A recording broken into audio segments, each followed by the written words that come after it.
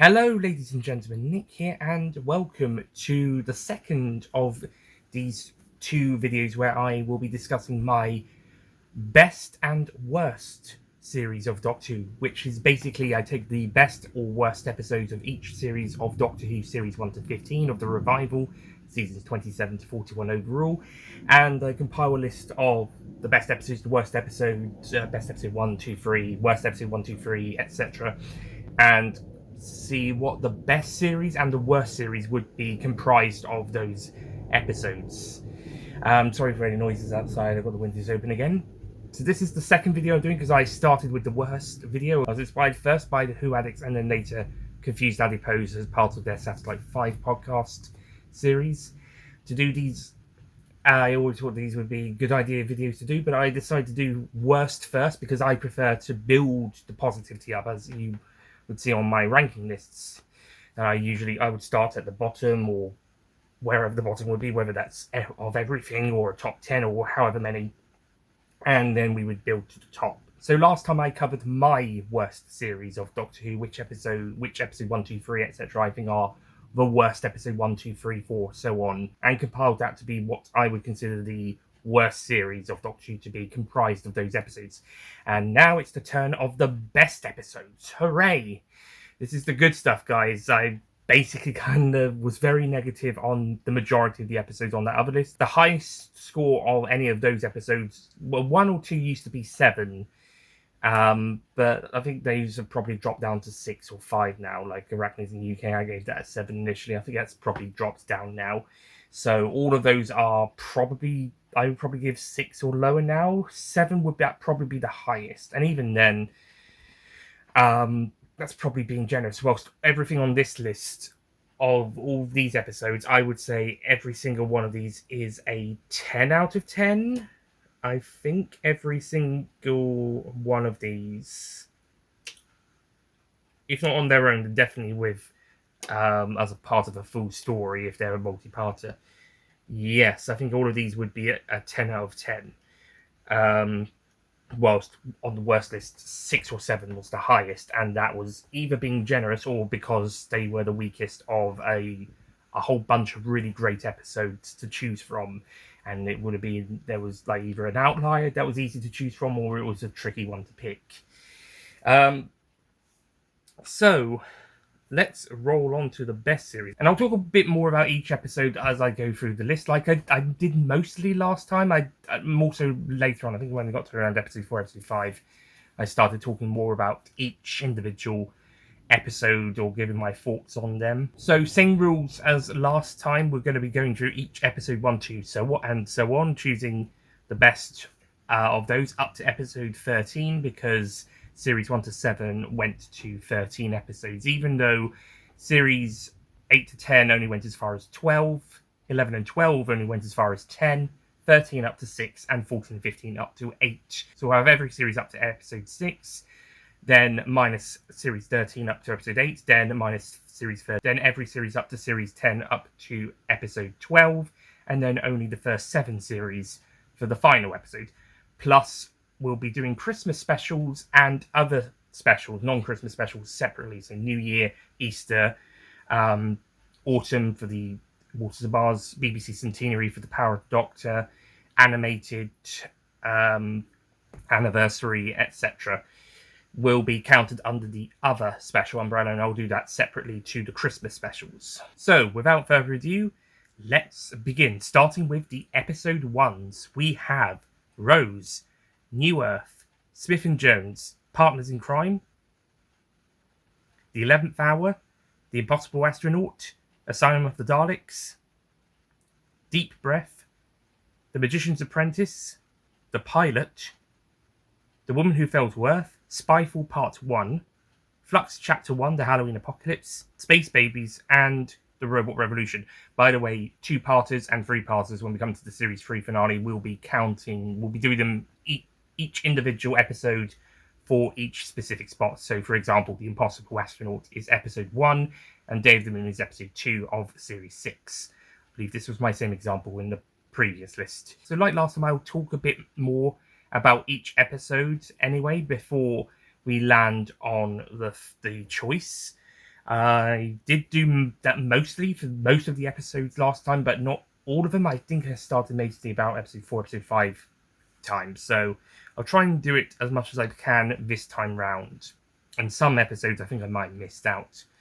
So I'll try and talk a bit more about the episodes this time round, as well as talking about my favourite one. Firstly, Rose is a really great start to the new series and a great debut for the Ninth Doctor and Rose Tyler. New Earth is probably the weakest series opener of RTD1 and one of the weakest series openers of the 15 of the revival.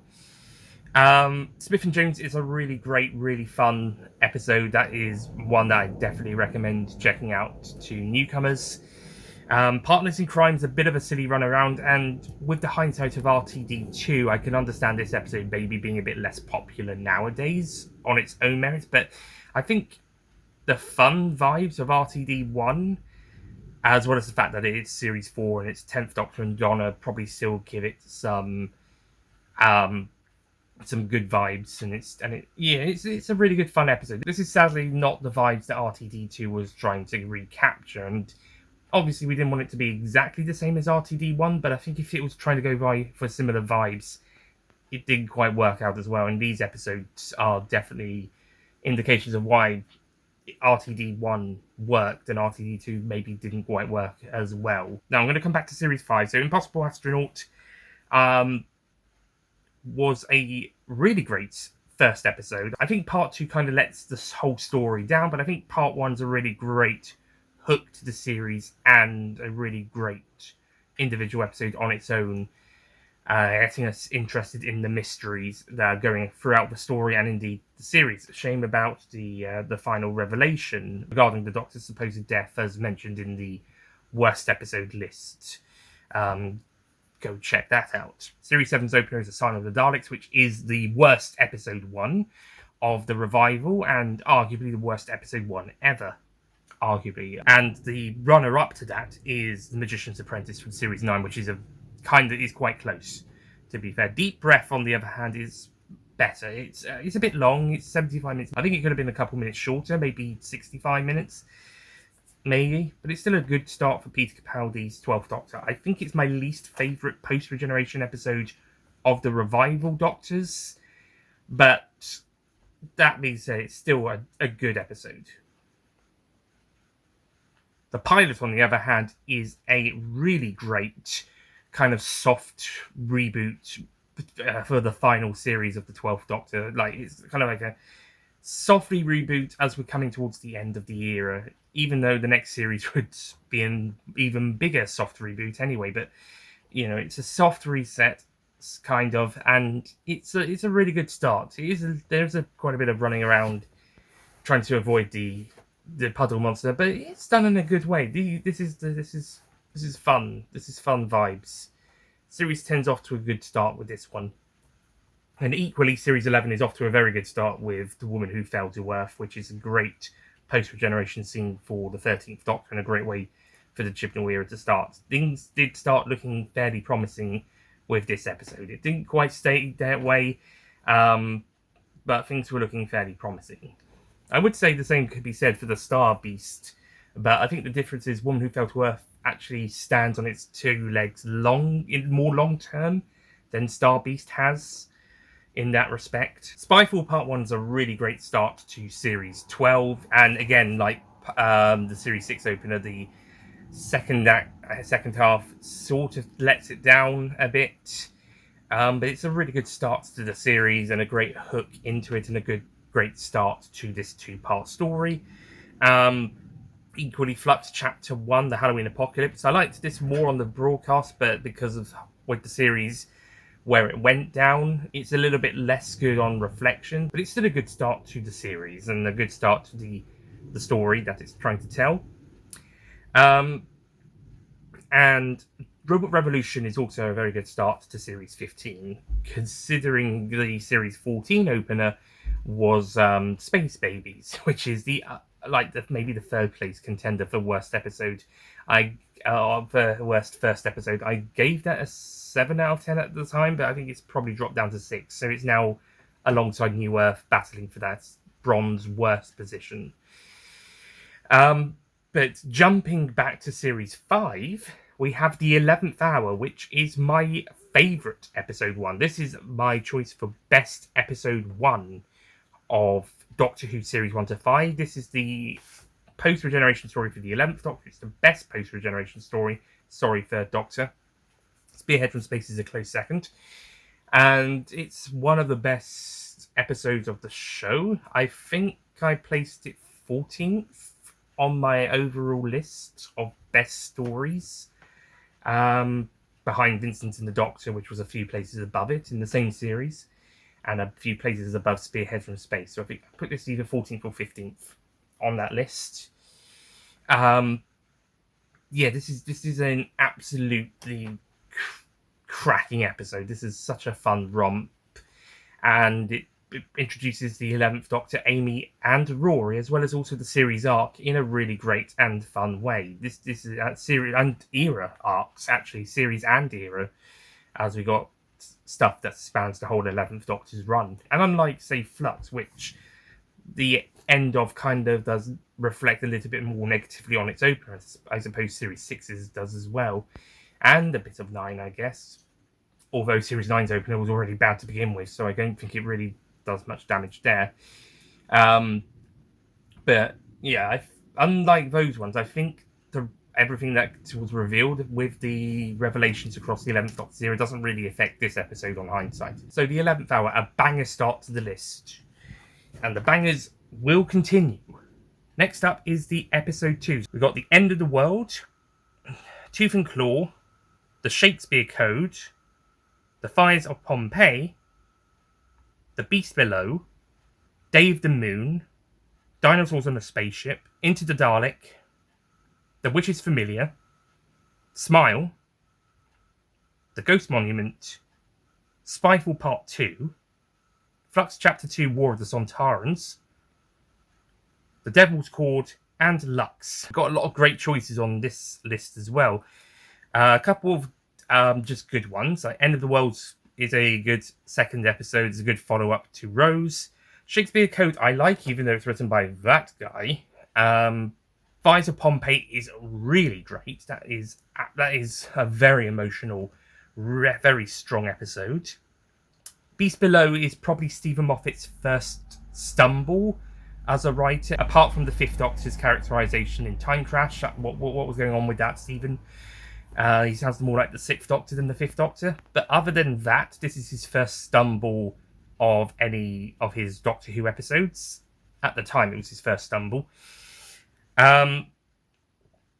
Day of the Moon, as I mentioned, is a bit of a disappointing follow-up to Impossible Astronaut. Series 7's is Dinosaurs on a Spaceship, which is actually really fun, quite underrated by the fandom. This is probably Chris Chibnall's best episode before becoming showrunner, this or 42.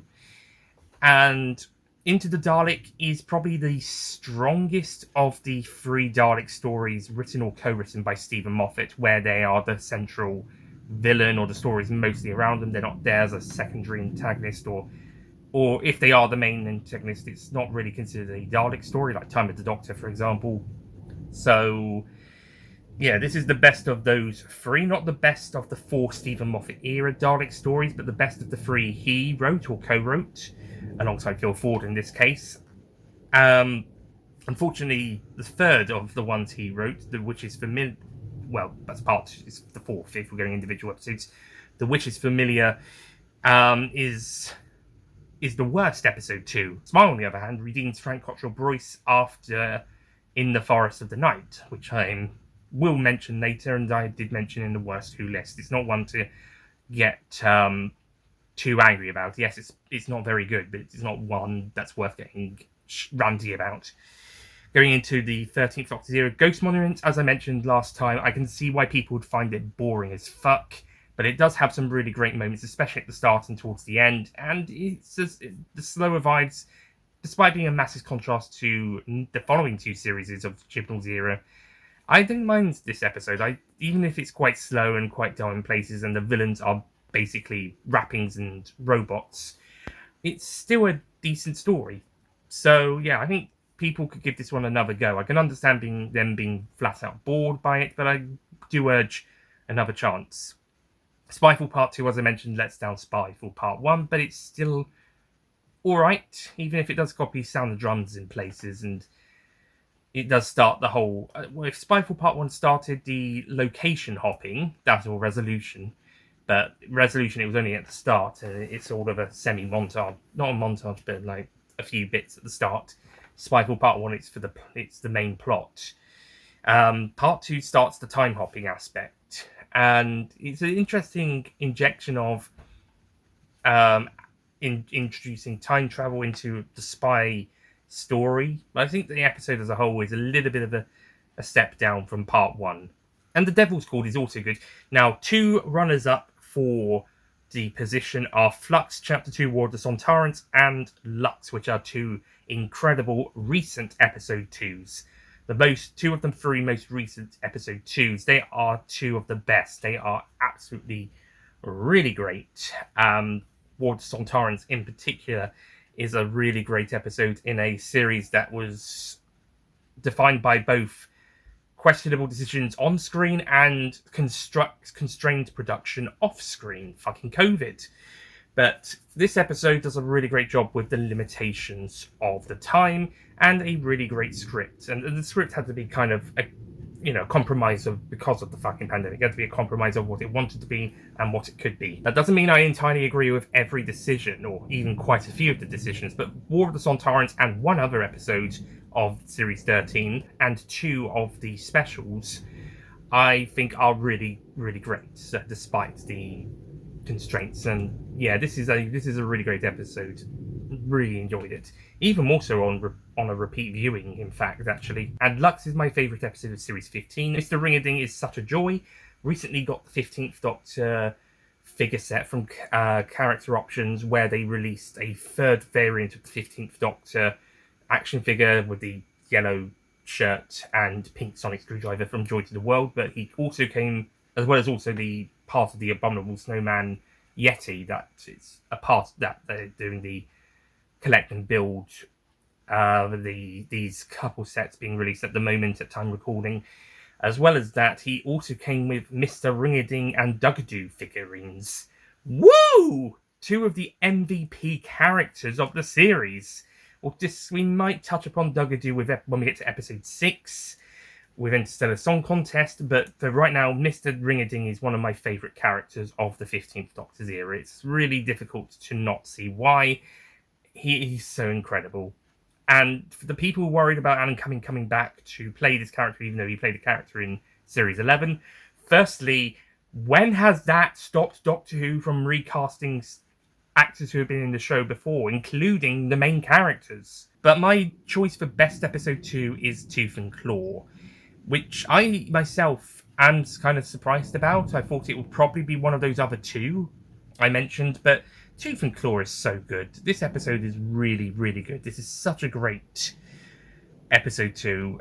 Really, it should have been episode 1 of Series 2, but oh well, never mind. And yeah, it's a bit of a run around as well, but it's a really fun run around. It's quite tense, and there's some really good investigation work done as well, especially in the library scene, and the climax is really great. And it sets up the Torchwood series arc really well, this series. So overall, Tooth and Claw just about pinches the best episode 2 position from, I think the next episode, I think I probably would put Lux in silver position, or Lux and War of the Sontarans are battling for silver position. And then what would probably be the next one after those 2, possibly Fight of Pompeii. Moving on to episode 3s, we have The Unquiet Dead, School Reunion, Gridlock, Planet of the Ood, Victory of the Daleks, The Curse of the Black Spot, A Town Called Mercy, Robot of Sherwood, Under the Lake, Thin Ice, Rosa, Orphan 55, Flux Chapter 3 Once Upon a Time, Boom, and The Well. Okay, a lot of really great choices, episode 3. Episode 3 has a lot of really great episodes. The Unquiet Dead is a great gothic horror episode early on into Series 1, but still retains the fun vibes that the first half of the series prior to Dalek still retain. School Reunion is a great episode that brings back Sarah Jane Smith and K9, and as well as also bring in Mickey Smith as a companion. We shall not talk any more about him because of the actor. And it's just a great episode all around. Also, shout out to Anthony Head as one of the best villain performances of this series. R.I.P. Anthony Head. Gridlock is also an excellent episode of Series 3. This is probably the best episode of the first half of Series 3. It gets even better when we get to the second half, when we come to about human nature point.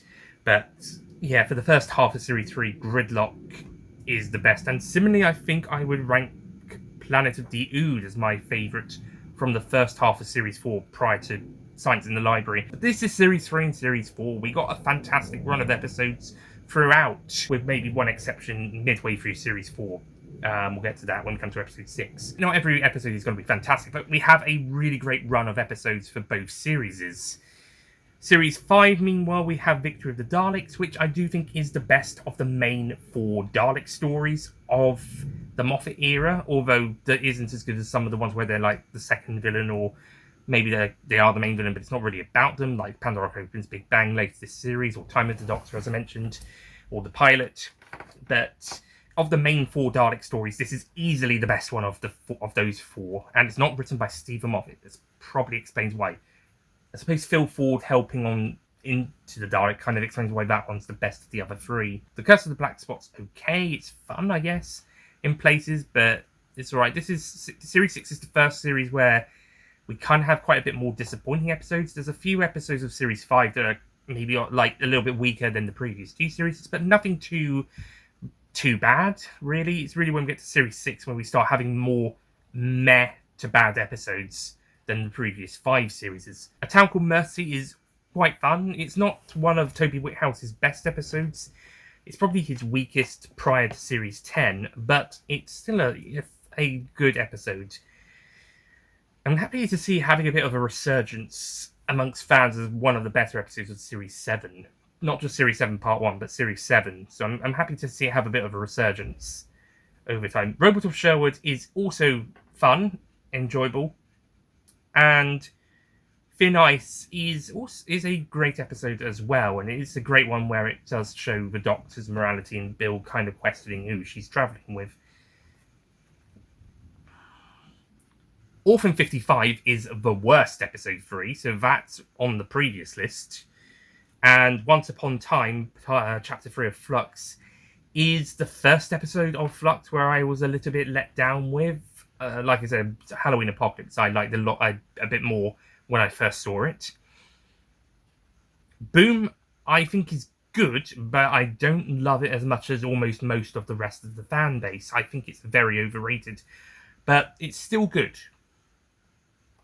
And The Well, I think more people like this one than me, but I still gave it a 10 out of 10. I think it's a really great horror episode, and yeah, it's really great. I wouldn't say it's the best episode of the series, as that goes to Lux, but it is a very close second. My main critique, though, is that for about a couple minutes, it becomes Empress of Mars Part 2 rather than Midnight Part 2, when Christopher Chung's character starts becoming like Neville Catchlove from Empress of Mars.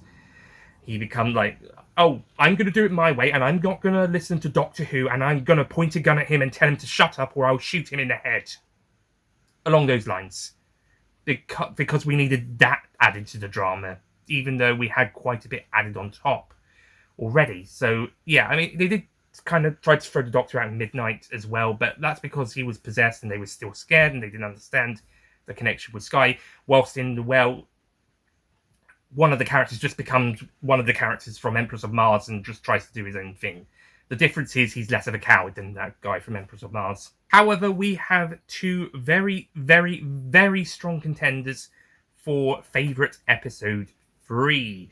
And those are Under the Lake from Series 9 and Rosa from Series 11. Now, I had to quickly stop and have a quick look at my top 10 stories of Doctor Who from the 2010s to check something, because I initially had Under the Lake on the list, but I thought, hang on, don't I have Rosa ranked above that on my list? And it turns out Under the Lake Before the Flood is actually the honourable mention, the 12th Doctor honourable mention. It'd probably be the 11th ranked position, although I would swap Doctor's Wife and 11th Doctor round now on both that list and the 11th Doctor's stories ranking, as 11th Hour is now one of my top 15 episodes or 15 stories of the whole show. Rosa did end up becoming 6th of the 2010s rankings. I have to say Rosa is actually the best third episode because it does go above, well, to be fair, it does go above Under the Lake Before the Flood together, which, like I did with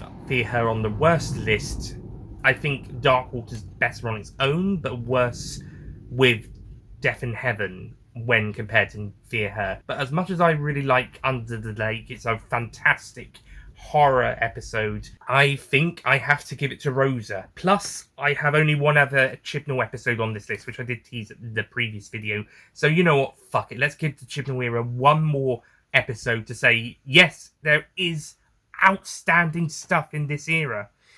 And I think my silver position for episode 6 is also going to be a Chibnall era episode as well, even if gold position is going to be another one. But yeah, I think Rosa is also an excellent story. It is super close between these two, and if I could give the gold medal position a joint position, like silver and bronze have been for both lists, I possibly would for both these episodes. But if I have to pick one, I think Rosa might just teeny weeny little bit, itsy little bit, whatever that fucking song is in Dot and Bubble lyrics thing, I think it just about squeezes past. The only kind of criticism is that, what's his name, Costco or Crasco, I think it is, his motive's kind of a bit weak. He's just a space racist. He could have been maybe there could have been a bit more expansion on that. And his fate, they presume he dies, but to me it looks like he's just been sent somewhere in time or whatever. I thought he might come back in the finale or something, or later on in the series or the era, but nope, he disappears, just like Daniel Barton in Spyfall and Diet Trump after the Revolution of the Daleks. But oh well. Moving on to episode 4s now. Episode 4s, as I went through on the list last time, we have quite a few really good ones. We start off with Aliens of London, then we follow it up with The Girl in the Fireplace, Daleks in Manhattan, The Sontaran Stratagem, The Time of Angels, The Doctor's Wife, The Power of Three. I said Time Heist by mistake in the original recordings, adding this bit in a little bit later, but Series 8's Episode 4 is Listen. Before the Flood, Knock Knock, Arachnids in the UK, Nikola Tesla's Night of Terror, Flux Chapter 4, Village of the Angels, 73 Yards, and Lucky Day. Quite a lot of really good ones here. My worst episode from the previous list was Arachnids in the UK, because I think that is the weakest episode of these episodes, these 15 episode 4s. I don't dislike it as much as those people, but I do think it is one of the weakest episodes of Series 11, and definitely the weakest of these episode 4s. Aliens of London is a good start to that two-part. It's a really fun vibe. I actually kind of like part 2 more, so that's a two-parter where the second part's better. Gun in the Fireplace, I think I ranked as my favourite episode of Series 2 back when I did the Series 2 ranking. Maybe Impossible Planet Satan Pit might take that position now if I did that ranking again. But Gun in the Fireplace is still an awesome episode. Daleks in Manhattan is a good start to that two-parter. I think the Dalek story is the weakest in Series 3, but it's, you know, if the weakest story of Series 3 is a 7 out of 10, you've got a cracking series on your hand.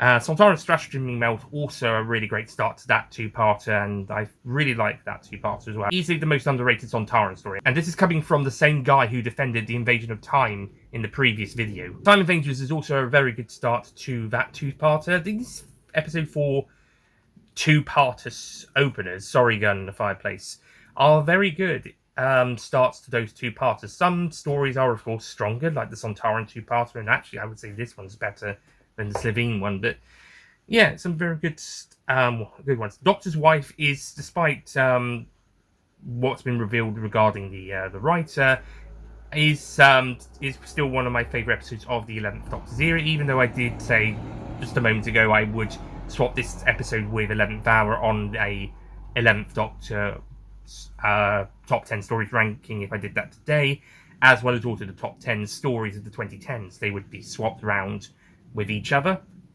It's because 11th Hour is one of my top 15 episodes now, and this one hasn't made the top 20. So, yeah, I would swap those round, but it's still my favourite of Series 6, I think. Power of Three. Now, this one could have been really great, but the ending does let it down. But this was due to production constraints regarding a certain actor, the Shakri, and it was a bit of a mess to finish this episode.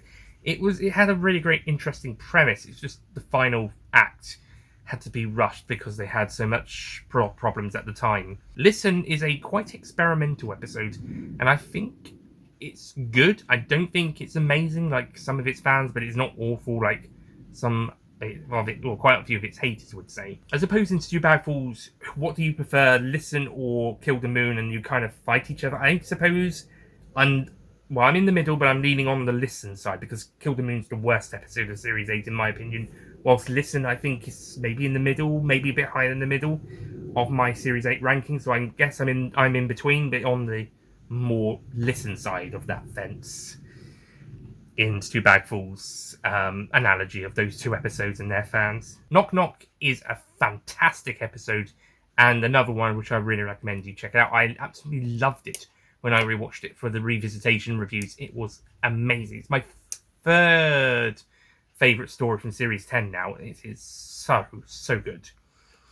And Nicholas Tesla's Night of Terror, there's another one which I came a bit more round on a later viewing. That was a really great episode. That's now my second favourite of Series 12. 73 Yards and Lucky Day are also really great episodes in their respective series. They have a lot of their fans, but also quite a few detractors, and I see why in both cases. But I'm personally on the mostly really liked them camp. I will say this though, 73 Yards does fumble the Marty subplot. That didn't need to be there, guys. That could have been cut. Okay, so the choices have now once again come down between Series 9's 4th episode and a Jodie Whittaker 4th episode, this time from Series 13 rather than Series 11. And I think Before the Flood is also an awesome story. That is such an incredible episode. Again, Doctor's Wife would go before Under the Lake and Before the Flood in my top 10 stories of the 2010s. Maybe that's also changed now, but for the sake of rarity, I'll say that I think Under the Lake is probably at the very least above that on an individual episode base. I did say it did come between Before the Flood and the Series 13 episode, but I think now thinking about it, Doctor's Wife might go above Before the Flood on an individual episode basis, but might go below the two-parter if the two episodes were together. So those lists from years ago are going to be changed, I guess. But the winner is Flux Chapter 4, Village of the Angels. Yay! Another episode of Jodie's era, and it's a Flux episode. Who'd have thought? Well, yeah, Village of the Angels is awesome. It's a great horror episode. It uses the best of the Weeping Angels' abilities from the 3 previous main outings: Blink, Time of Angels, Such and Stone, and Angel State Manhattan, as well as also their minor cameo appearances. And it takes them to a new level, plus adding some new abilities in there as well. It's absolutely great. Funny enough, Big Finish, whilst they do an incredible job with characters and stuff in their audience, when it comes to the Weeping Angels, they're mostly still doing the same stuff as what they've done on TV. So Village of the Angels ones up Big Finish, and actually has more abilities by the Angels. We have them in a new, not a new light, but kind of doing new tactics, or similar tactics, but in a new way. They're really great.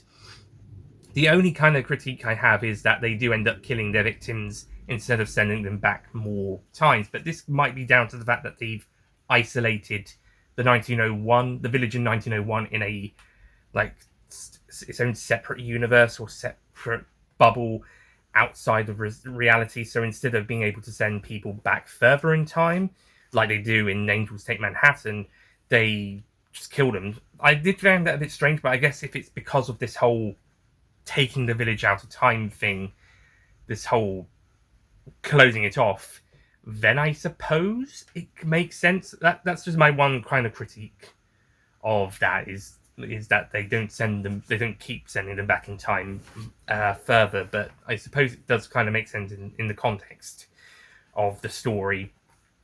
But yeah, other than that, it is the abilities are so good. It is a little bit cheating that dust in getting in someone's eye does send them back in time. That's a bit of a cheat as well. But again, putting that aside, we have a lot of great new abilities and a great new stuff. And that cliffhanger, that cliffhanger might be the best one of the whole of this series. That is such a great cliffhanger.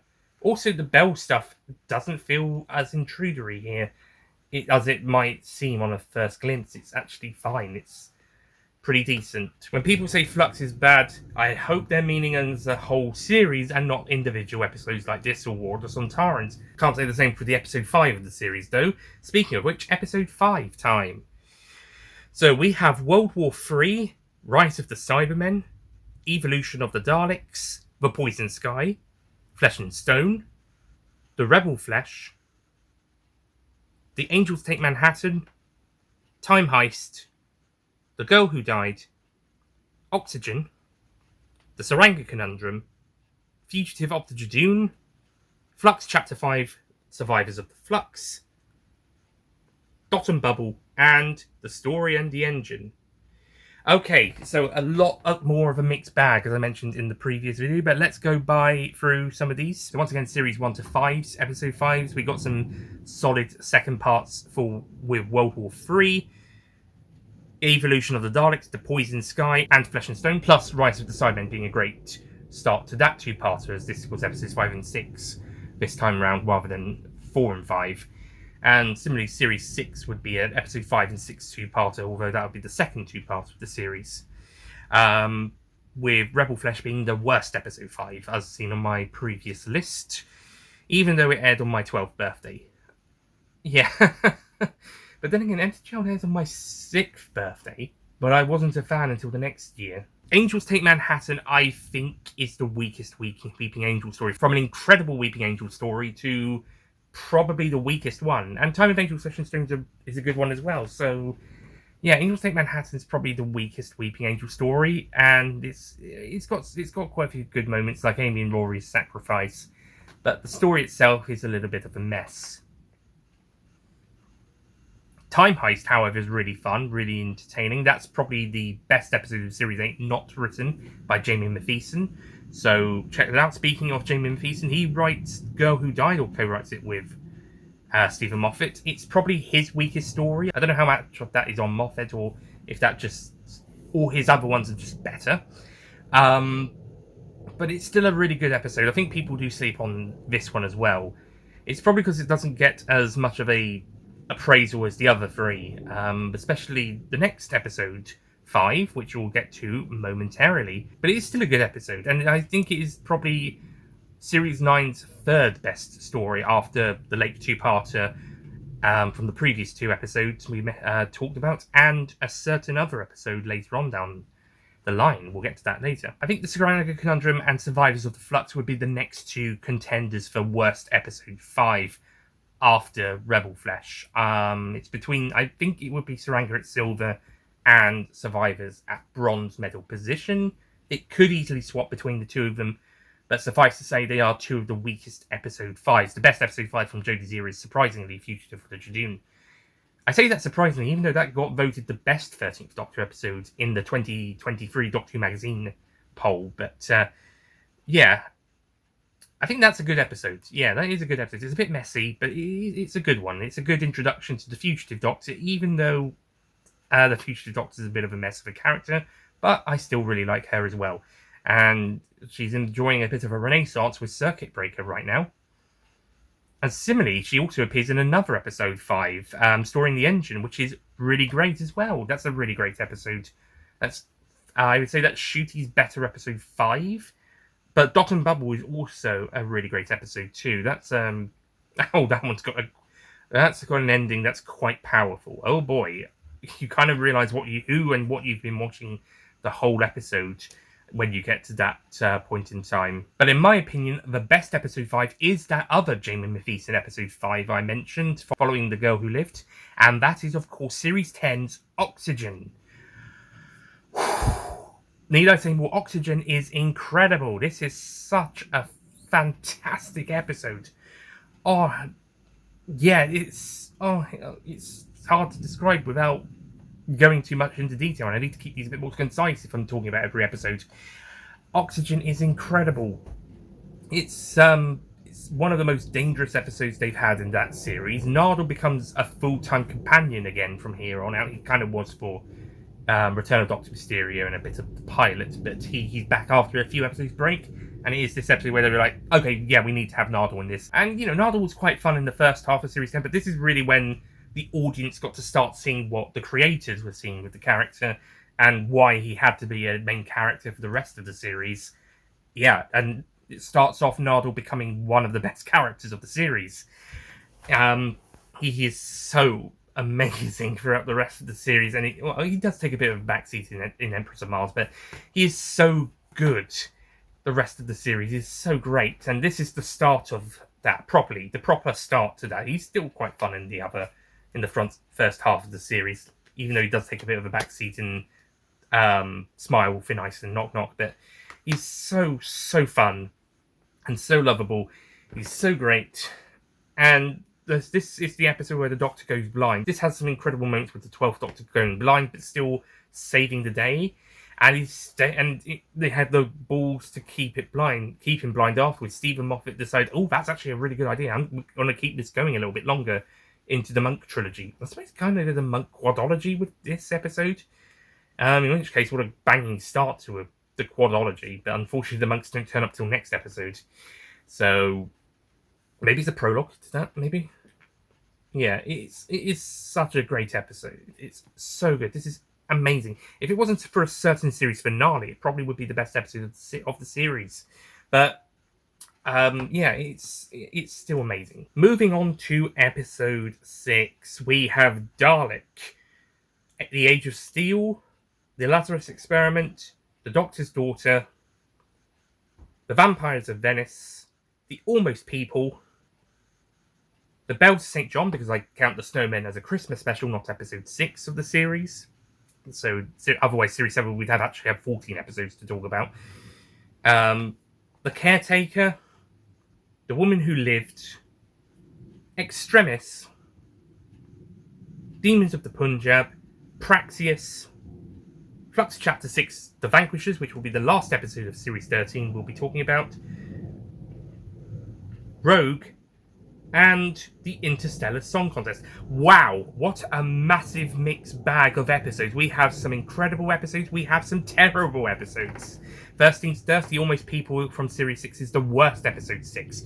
However, Interstellar Song Contest might be a contender for silver position. It's a massive gap between them, but it's still a contender for silver position for second worst episode 6, as I've discussed in that video. Though Duckadoo does help give it a few extra points, but the gap between that and Almost People is still big enough anyway to retain its silver position over gold worst episode 6. But Duckadoo does give it a few extra points. Vanquishers is a disappointing series finale to Series 13. I liked it more at the time, but it is disappointing. Praxius is good, but it's not anything amazing. It's probably Pete Mataig's weakest script of his 3 main TV episodes, not counting the minisodes / trailers for the collection box set. Although this one is also a co-write with Chris Chibnall, so again, I don't know how much of that is on McTighe, and how much of that is on Chibnall. But then again, he does reuse some of the environmental message stuff in the Sea Devil series season 9 box set minisode. Though Orphan 55 also had quite a bit of an environmental message. Usda's War Between the Land and the Sea, which is a Russell T Davies and Pete Mataigh co-writing series. Mataigh wrote episodes 2 and 3 and wrote episode 4 with Russell. So I'm not sure what's Mataigh and what's Chibnall with this episode. Extremis, I think I liked it more on the rewatch after my revisitation. It is a good start to that trilogy of stories with the monks. Pyramid's my favourite of the 3. I think Extremis would come in the middle because Lie of the Land's my least favourite. It's a good start though, and it's a good episode on its own terms. Woman Who Lived from Series 9, equally, I think, is a good episode. Leandro the Lion does let it down a bit. Thankfully, the actor who plays him will go on to play a much better villain in Storing the Engine with the barber. I think, again, the first maybe half of the story with the Doctor and me, Ashilda, having quite a bit of character drama, I think that's the stronger part of the episode. And again, I think that's what makes the episode very good to start with. Maybe lets it down a bit more later on in the series. Caretaker is quite a fun episode. Bells of St. John's really fun. I think that one's underrated. And then for Series 1 to 5, because we've got Age of Steel, which is part 2 of that sideband 2-parter, that's really great. Lazarus Experiment is underrated. It is quite fun. It is one of the weaker episodes of Series 3, but it's a fun romp. Doctor's Daughter is the weakest episode of Series 4. It's alright. It's got its moments, and Vampires of Venice is really great. But we come down to 3 contenders for the best episode 6, and those are Dalek from Series 1, Demons of the Punjab from Series 11, and Rogue from Series 14. Well, I would say that the positioning would be bronze medal would go to Rogue. I love Rogue, but I think the other two are a bit better than that one. It is really great. It's my favourite episode of Series 14. Second favourite of Shooty's era after Lux, and third favourite of RTD2 behind Wild Blue Yonder, then Lux. But coming in silver position would be Demons of the Punjab, my favourite 13th Doctor story, not just from Series 11, but the whole 13th Doctor's era. That is such an amazing episode. But I gotta be basic and give the gold medal position, the best episode 6, to Dalek. We've done it. We've finally got some Christopher Eccleston episodes on one of these lists. And it's the best episodes list, so woo! Eccleston! But it won't be the last one, I promise. There's going to be at least one more. Is there going to be at least one more? There's going to be at least 2 more, actually. My bad. Dalek is incredible.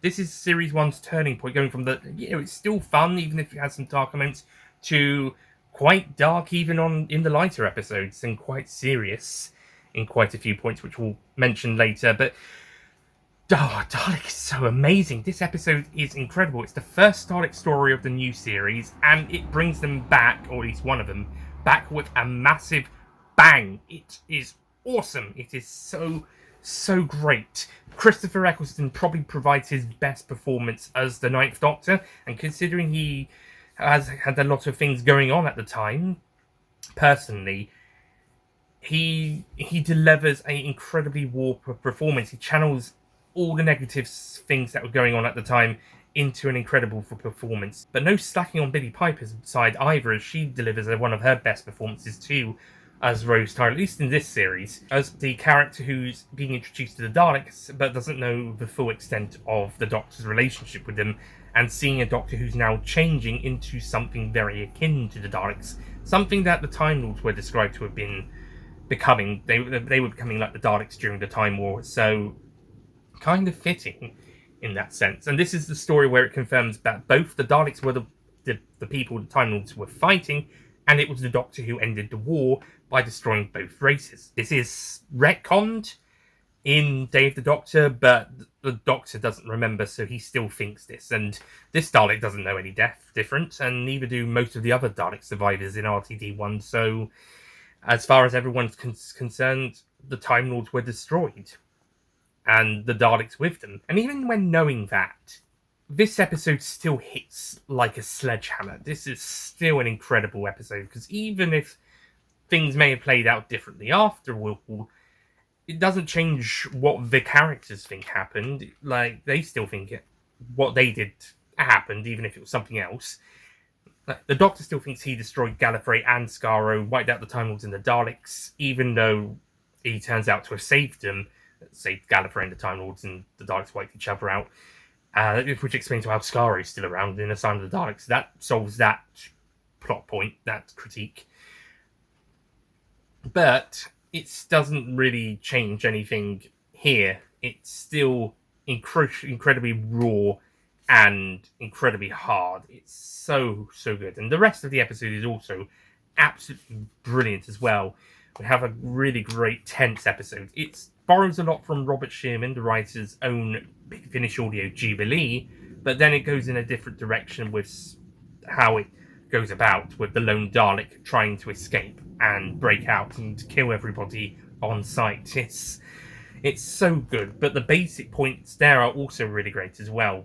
So, yeah, believe the hype, people. Dalek is incredible. On to the episode 7s. Now, last time I said this was quite a bit of a mixed bag. I think episodes 5, 6, and 7 are the most mixed bag outside of the earlier first two and later towards the end of the series episodes. Perhaps minus episode 13 because of there was only really one I thought wasn't. Well, I thought there was only one that wasn't that great. The rest of them were really, really great. But when you get to like maybe episodes 10, 11, 12, that's when you start seeing a couple of weaker ones because of the finales. But anyway, so episode 7s, we have The Long Game, The Idiot's Lantern, 42, The Unicorn and the Wasp, Amy's Choice, A Good Man Goes to War, The Rings of Akaten, Kill the Moon, The Zygon Invasion, The Pyramid at the End of the World, Kablam, Can You Hear Me, skip Series 13 for the first time, but we're on the approach for the last two episodes of Series 14 and 15 as well, by the way, The Legend of Ruby Sunday and Wish World. Quite a bit of a mixed bag. And unfortunately, there isn't really a clear cut for a best episode. Oh, wait a minute. There's actually an episode here that a lot of people hate for literally no reason, but I love. I think it's absolutely brilliant. But we'll get back to that. First of all, I will say that RTD1's episode 7s are at them. This is the most mixed any of the episode numbers. The number of these episodes have been. Long Game is probably the weakest episode of Series 1. It used to be Boomtown for me, but I think that one's gone up a little bit for me. Idiot's Lantern, whilst it did get me into the show, is one of Series 2's weaker episodes. 42 is pretty good, though. That one's underrated. It might be one of the lower ranked episodes of Series 3 for me, but actually, maybe it's in the middle. Actually, that one, I don't know. It's lower ranked or middle. And Unicorn and the Wasp, it's second least favourite of Series 4 episodes for me, but it's still pretty good. It's still good for it's still very enjoyable. It's when we get to Matt Smith when episode 7 start getting very good for a bit. I will say, spoiler alert for Peter Capaldi, that Kill the Moon is the worst episode 7, but the remainder of the Smith and Capaldi episode 7s are good. Amy's Choice is really good. That is a really great episode. A Good Man Goes to War is a great mid-series finale. Similarly, The Zygon Invasion is a really tense and very powerful two parts opener for that two-parter. With the Zygons, that is a really great tense opener. Even though it does have the Doctor being like, hello, this is Dr. Disco. So the Doctor's got a little bit more silly again after the last 4 episodes of maybe being a little bit more serious. But hey, the rest of the episodes and the next episode more than make up for that. And then we have The Pyramid at the End of the World, which is the strongest of the 3 episodes with the monks, in my opinion. And I really liked this a lot more back when I first saw this. This used to be my third favourite story of Series 10 after the finale and Oxygen. Now it's dropped down a little bit more to about halfway. I think people underrate it. Kablam is really great, apart from perhaps the ending, with the revelation of who's behind everything, and also how the people at Kablam decide to go about supposedly fixing everything. Like, you're shutting everything down, but you're only giving your employees 2 weeks paid leave, not the whole month. Yeah, and sometimes Pete Matti's politics are a bit skewed, and I think this is where they're at their worst. Although apparently that was a Chibnall thing, so maybe we can't blame Matty too much then. In which case, Chibnall, what the hell? Can You Hear Me? I think has a lot of really great ideas, and I can see what it's going for, but I don't think it fully executes everything that great. I think it's probably one of the weakest made pre-COVID episodes of Jodie's era in terms of an execution level, in terms of a visual level. I think this one could have been handled a lot better. They seem to really, really love the very obvious CG in this era. They tone down what's obviously CG when you get back to RTD2. Obviously, there's quite a bit of CG, but you can it's a bit more subtle in other parts. compared to a lot of Series 12 and especially 13. Though 13, I can give it a bit of a break because of fucking COVID. Finally, we have the series finale part 1s of Series 14 and 15, which are better than part 2s. They're decent but flawed first parts to their finales, and yeah, they're kind of brought down with their second halves, unfortunately. So, that leaves me with my favourite episode 7, which is an episode everybody would be screaming at the top of their lungs, shouting, how the fuck could you choose this episode? Even with the competition. There actually is some decent competition, to be honest. But, in my opinion, The Rings of Akaten is the best episode 7 of all 14. All 14 episode 7s. This episode is super underrated. A lot of people hate it for literally no reason, or no reason that I can understand. Right, okay, it's not perfect. It's got its flaws. I can see why people wouldn't like it, but why is it one of the most hated 11th Doctor episodes? It was the lowest ranked 11th Doctor story in the 2014 Doctor Magazine poll, and it was still within like a few places from the bottom in the 2023 one. Why? What did in the words of Mr. TARDIS, did Rings of Akaten steal your homework? Or what did Rings of Akaten do to you to deserve such a low ranking position? Okay, 2013, maybe I can understand it slightly more.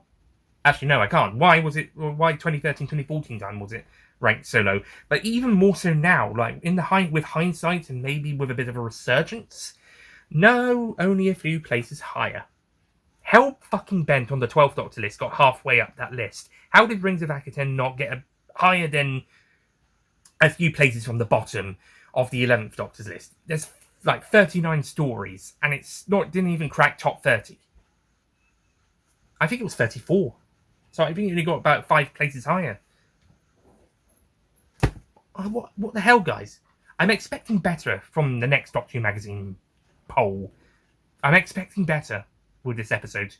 This episode is actually really good. Obviously, the long song is incredible in the 11th Doctor's speech, plus Clara's handing the leaf to the god is really great. And yes, it does feel like it is a little bit rushed in the middle, fair enough. But I still think this episode does a wonderful job with the emotional stuff, and it is really creative with the visuals. We do get quite a bit of CG with the backgrounds and stuff, but I think those look really great, especially compared to some of that CG I mentioned regarding Jodie's era. I just met with Can You Hear Me? I just mentioned.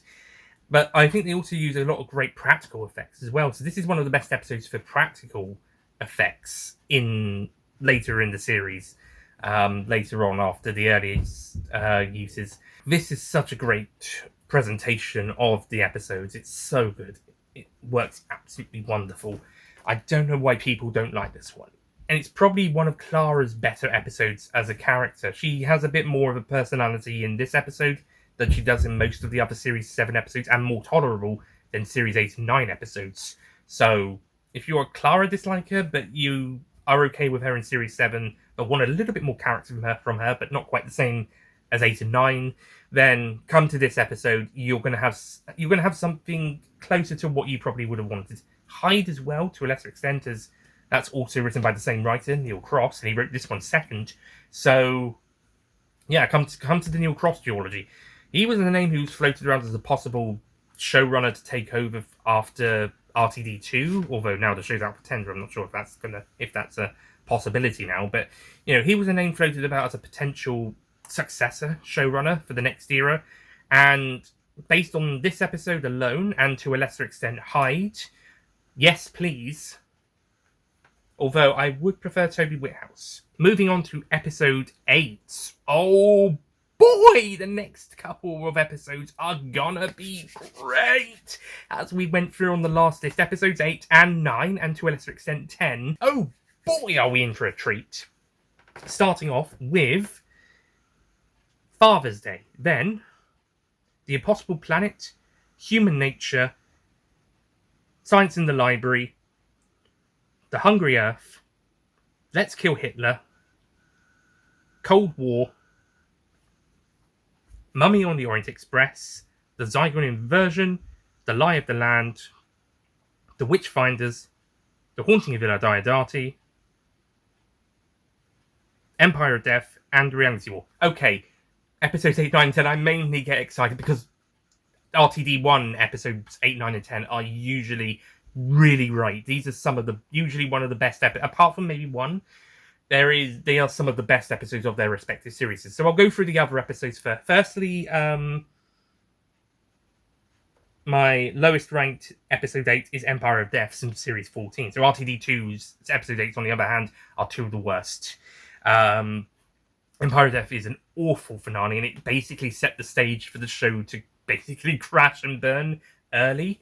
And then Reality War kind of was the last nails in the coffin, so to speak, especially that ending. My God, what are they thinking? The show's out for a tender. It's not the worst thing that's happened to the show, but we were very, very paranoid that the worst thing to happen had happened. It hasn't, thankfully, but we are now in that awkward kind of middle stage between a hiatus and the wilderness years 2. We're in the gap. Something between the 1985 to 86 hiatus, which we thought we were going to get again, but no Christmas special now, so we're in what we've considered the wilderness years 2, but it might not be as long as the wilderness years 2, so it might just be like the pause, perhaps. The pause. Sure, let's go with that. Yeah, so Reality War. And that's joint silver medal worst episode 6 with Let's Kill Hitler, which is just awful. That is an awful episode. Series 6. What on earth? This is your mid-series, your second half mid-series opener. What the hell? Cold War's okay. I don't think that's anything too special, apart from when the Ice Warriors came back to the new series. It's a decent episode. It's okay. But I don't think it's that amazing, especially considering the previous 2 episodes of the second half we've already had. Zygon Inversion, on the other hand, is a great conclusion to the Zygon 2-parter from Series 9. That's a really great one. Lie of the Land is Toby Whithouse's weakest script for the series. I have to rewatch the Torchwood episode he wrote, but I think this one would still be the weakest, even with that counted. I don't know what went wrong. I still would like him to be a showrunner, if possible, in the future. Depends on who picks it up and who's on the shortlist for that. I would still like it to be him, if he was one of the contenders. Same with Neil Cross, if he was back on that list. I would like, if we had someone who had written for the show before, so them and Pete Mattei, for example, have been floated around as names. And The Witchfinders is also good. It's an episode that you could only do with a female doctor. It wouldn't really work as well with a male doctor. Yeah, you could do it with a companion, like one of the Doctor Who magazine comics did with Clara, but you can't really do it properly with a male doctor if you want to go this particular route. And as for The Hungry Earth, it's also a good start to the second 2-parter of Series 5, the Silurian 2-parter. It's a good start. It's a good build up to it. Yes, the story is mostly a modern remake of Doctor Who and the Silurians, but with differences. But it's a good start to this story and a good mystery building to what's going on. And now we come to Series 1 to 4 and Series 12, and all 5 of these episode 8s are bangers. Father's Day, Impossible Planet, Human Nature, Silence in the Library, and The Haunting of Villa Diodati are all top-tier episodes, especially of their respective series. Haunting of Villa Diodati, Silence in the Library, and Forest of the Dead, and are the best episodes of their series. I didn't rank Human Nature and Family Blood as one of my favourite episodes of the series, but it's still fairly high. So Impossible Planet Chasing Pit I put as my second favourite story of Series 2, and Father's Day I think is my third. But Father's Day would still win the top episode 8 position. Father's Day is my choice purely because it is such an emotional romp. This is such a great emotional character-driven episode that really showcases Rose as a character and also Billy Piper's acting. And it also shows the darker side of the Doctor when he's betrayed, but not like in the same sense as Dalek. He still cares for Rose, but he's really angry that she's betrayed, especially after, if we're following on in the episode order, in not taking in expanded media into account, this is coming off the back of The Long Game, and which Adam Mitchell basically tried to use time travel to his own selfish advantage. So, yeah, if we're going direct to episode wise, the Ninth Doctor's got another companion who's basically trying to do something similar. Yes, she's got more understandable reasons, but yeah, if we're going off the back of that, we can kind of see why the Doctor's pissed, especially since he mentioned when he came back to meet her in Rose, he mentioned time travel, and she agreed to join him after that, and not just the whole space travel thing. So he might even, it's not a grand plan, but he's still kind of hurt by that. Even though we're 8 episodes into the series, but he's had this best friend for a while. They've gone through a lot together. He's put his life. He's tried to rescue her when he thought she was dead. He thought she died in Dalek, and he was basically kind of broken by that. But I think the story also shows their camaraderie really well as friends when they have to rejoin together in the church and they're basically apologizing to each other. It's really lovely stuff. And also Sean Dingwall is brilliant as Pete Tyler. He's such a likable guy. And yeah, it is a real tragedy when we do see him sacrifice himself to save everybody else and put time back on track. Somewhat. It's slightly different now, but to mostly put time back on track. He is such a great guy. And it's, we can feel the heartbreak of his loss in this episode because of how the character was in the last few extra hours that it was given to him thanks to Rose's intervention at the original point of his death. So Father's Day, it wasn't an easy win, but it's a massively well-deserved win. But yeah, the other episode 8s of RTD1 and Haunting of Villa Diodati are also incredibly close. This could have been a 5-way gold medal position. Honestly, quite honestly, any of these could have taken it. I forgot to talk about Mummy on the Orient Express. I don't know if that would be a contender for gold medal, but that's also a 10 out of 10 episode in my opinion, and second favourite from Series 8.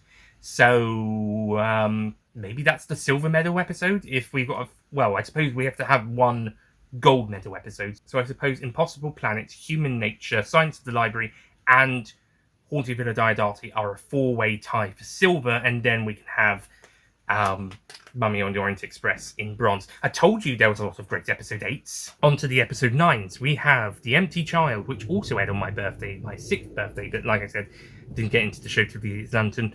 The Satan Pit, The Family of Blood, Forest of the Dead, Cold Blood, Night Terrors,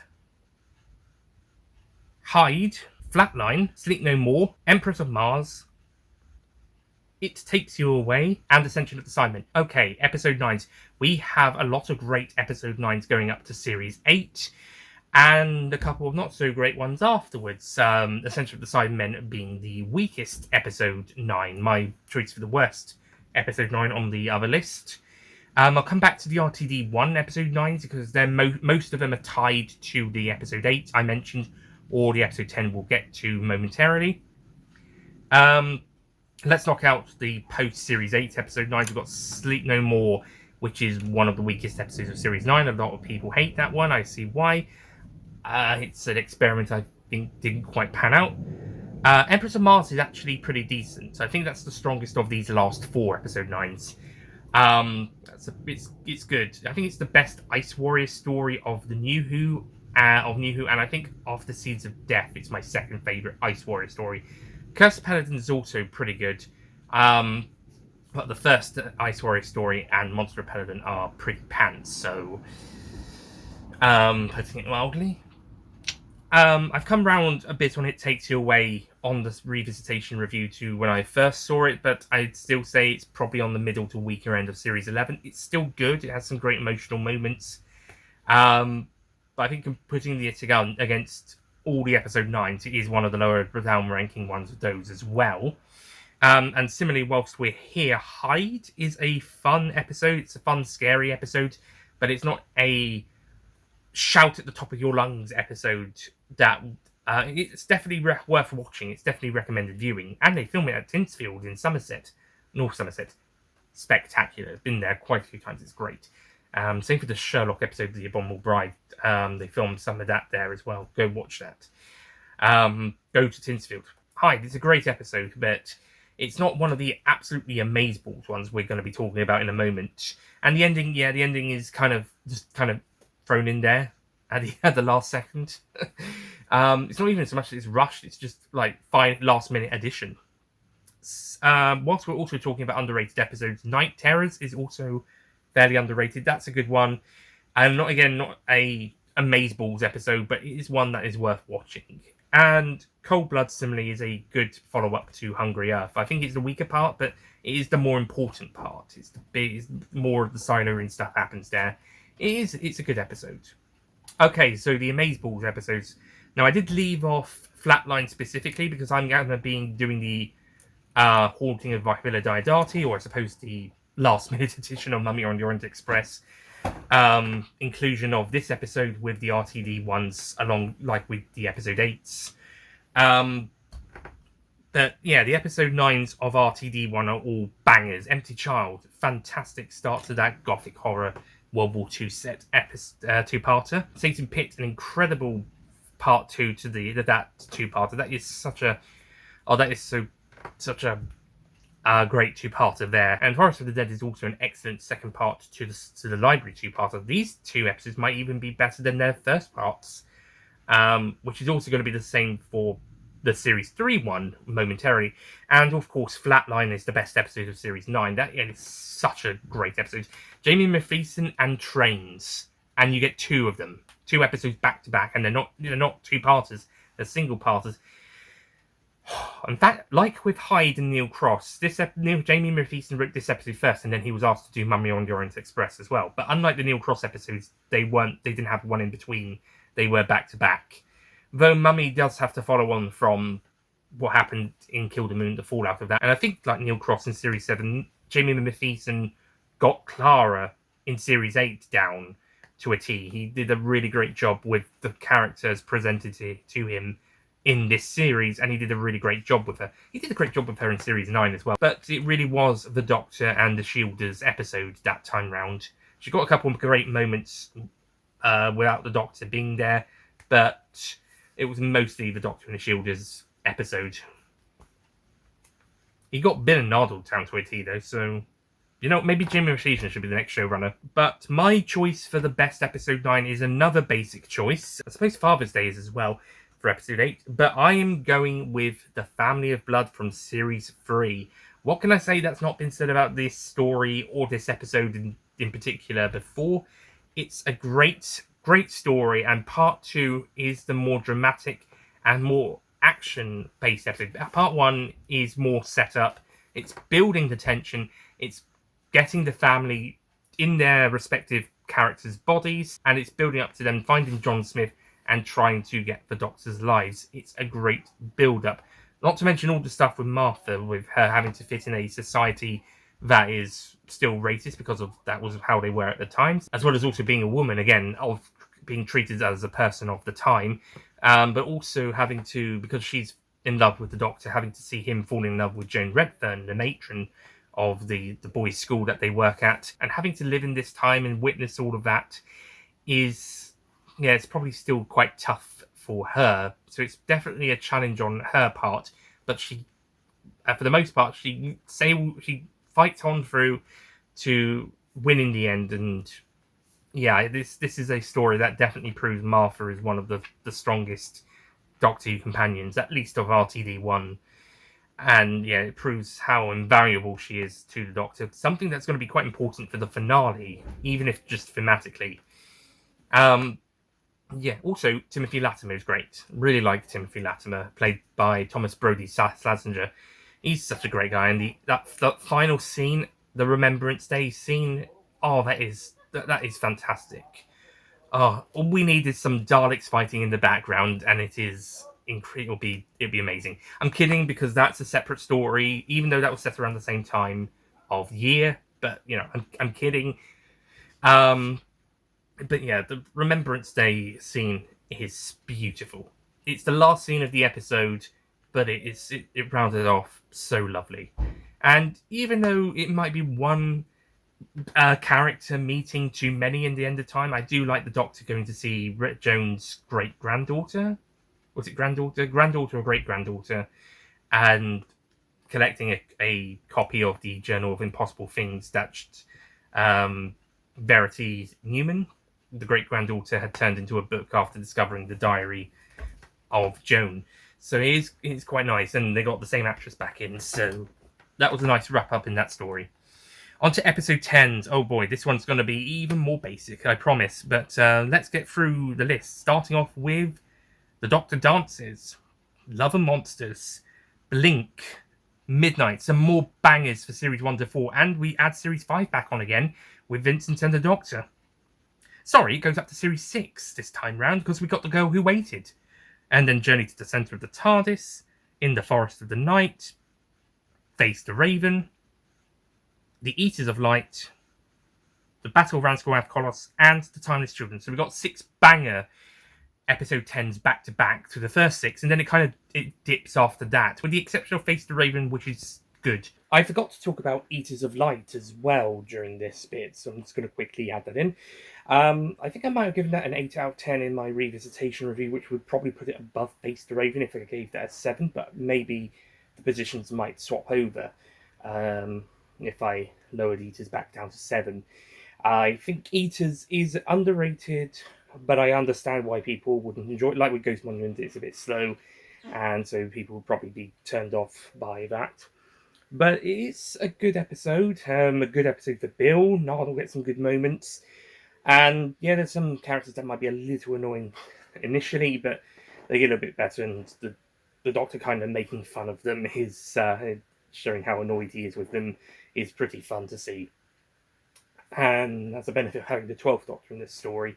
But yeah, it's a good episode. I think the monsters themselves aren't particularly amazing, but it's a decent episode. It's obviously Rona Munro's weaker of her 2 TV episodes, being she's the only writer to do Classic and New Who. I think Graham Harper is also the only director to do Classic and New Who. With Rona Munro, her other story is Survival, the final Classic story with Sylvester McCoy's 7th Doctor, and that is incredible. That is a amazing story. Eaters of Light, not quite even the best of Series 10 or best of the 12th Doctor. It's one of the weaker ones, but it's still decent to watch. So I'm glad she came back to write this episode. Battle of Ranskow Kolos, unfortunately, was a first draft, and it sadly shows. I did touch upon that last time. In the Forest of the Night it's in the Forest of the Night, isn't it? It's not good, but it's okay. It's not really worth getting fussed about. And then we got a battle of the worst episode 10 positions between Journey to the Centre of the TARDIS, which was my ultimate choice, and The Timeless Children, which does come a very close second for very obvious reasons. And not just because of the law change. That's even more obvious reason, but there's other reasons as well as that. But yeah, I touch more upon those in the worst episodes list, so go check that out for more details. Suffice to say, I think Timeless Children is an incredibly messy episode, and the law change doesn't help, and it's not presented very well. But I prefer it to Journey to the Centre of the TARDIS. I find Journey to the Centre of the TARDIS to be worse as an episode. Even if Timeless Children, like, say, Reality War versus Let's Kill Hitler, even if Timeless Children is more harm to the show overall, and that's more so for the revelation of the Timeless Child rather than the rest of it. But then Journey to the Centre of the TARDIS is the episode I just dislike more. Like, what would end up being the position, and, well, Reality War and Let's Kill Hitler was silver medal position for the worst episode 8, second worst, and it ultimately went, I think I ended up going for a joint position that time. With this one, it was a gold position, so I had to pick one, and I ended up going with the one I disliked more, especially since I think Timeless Children did less harm to the show than Reality War or Empire of Death even. At least in terms of the show itself. Like, it's something we can get over. It's something we could have, like, it's something people could rant about for at least a month and a half before it got boring, but definitely for ages. And it's something that could have been touched upon again or resolved or whatever in Series 13 or the specials after that, but it wasn't. But we're now 6 years away since The Timeless Child revelation, and it's just, it's not really changed much, really.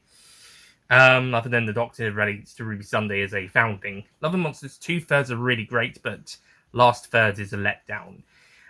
It's got some great moments with Linda and Elton and them trying to find the Doctor, but then Victor Kennedy comes along and spoils everything. But that's the point of the episode. It's so good. It's when Victor Kennedy is revealed to be the Orbitaloff is when it starts to fall apart.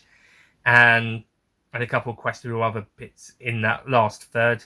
But overall, Love and Monsters is actually pretty good. It's very underrated, and I recommend giving that a check out. I did a video on Universals about it and how the fans are reflected in the episode. It's an episode about the fans of 2006, and just like how that scene in Flux is basically a love letter to the fans of today. Love and Monsters is an episode about the fans of 2006, and it's definitely worth watching that episode just for that. But the other episode 10s are The Doctor Dances, which is brilliant. That's a brilliant follow-up to Empty Child. That one's really great. I don't know which of those two I prefer more, to be honest, on that one. The other two Series 1 episodes, I prefer Part 2, but two-parters. But Empty Child, Doctor Dances, I don't know. I kind of split. Midnight is a fan favourite episode for a reason. It's very dark, very tense, very scary, and it did take me a bit of time to come around onto it, but yeah, I'm believing the hype. So yeah, it might test your patience with some of the characters, but it is really great. Vincent and the Doctor, meanwhile, is beautiful. This episode makes me emotional so much, so many times I see this one. It's my 11th favorite story of all time now, as of this year, and yeah, it is. Oh, you gotta watch this episode, guys. You gotta watch this one. 50th anniversary special aside, this is the best 11th Doctor story, hands down. And The Girl Who Waited is also really, really brilliant as well. We got a great emotional episode here with Amy, especially, and Amy and Rory's relationship. It is so good. The Doctor's arguably the villain in this episode, and it's handled way better here than in Hellbent, and it probably wasn't as intentional as Hellbent. It probably was a little intentional, but not as much as Hellbent, but it's handled much better here. And yeah, it is. Oh, it's so good. But once again, I have to be basic and give it to Series 3's episode 10, Blink. And Blink is also one of my favourite stories of all time. My 6th favourite, actually. So it's 5 stories higher on my favourite stories list to Vincent and the Doctor. Otherwise, that one probably would have been next. That probably is the silver medal position, is Vincent and the Doctor. Bronze... might be Midnight. Moving on to the episode 11s, we have Boomtown, Fear Her, Utopia, Turn Left, The Lodger, The God Complex, The Crimson Horror, or The Crimson Horror, as one of the characters says, Dark Water, Heaven Sent, and World Enough in Time. As we've reached episode 11, we've only got 10 episodes to talk about. Firstly, off the bat, Fear Her is what I put down as the worst episode 11, and Dark Water is an incredibly close second worst. I talked about those in the worst episodes ranking. I think Dark Water on its own is slightly better than Fear Her, but with Death in Heaven is worse. So that's why I put Fear Her as the worst individual episode 11, but would take it above Dark Water, Death in Heaven as a story.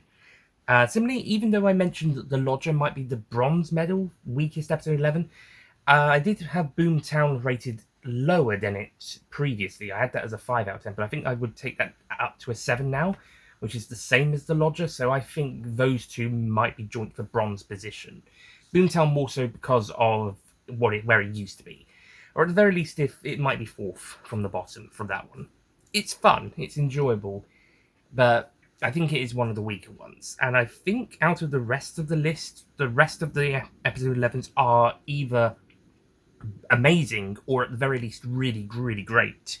Like the God Complex is really, really great. Crimson Horror is my favourite episode of Series 11. That is a really great one. Turn Left is another really great episode, and then another very popular one. It's a brilliant episode showing the alternative universe and how bad things can get without the Doctor saving the day and saving the universe. And Utopia is an excellent start to the 3-part finale for Series 3.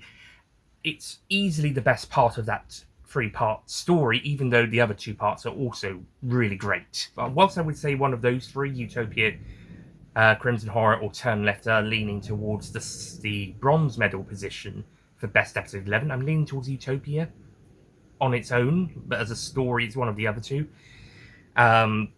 Because Utopia's got the other 2 episodes to be part of for a full story. But we've got 2 episodes that are incredibly close to each other for the best episode 11, the gold medal position, and that's the last two episode 11s, those being Heaven Sent from Series 9 and World Enough in Time from Series 10.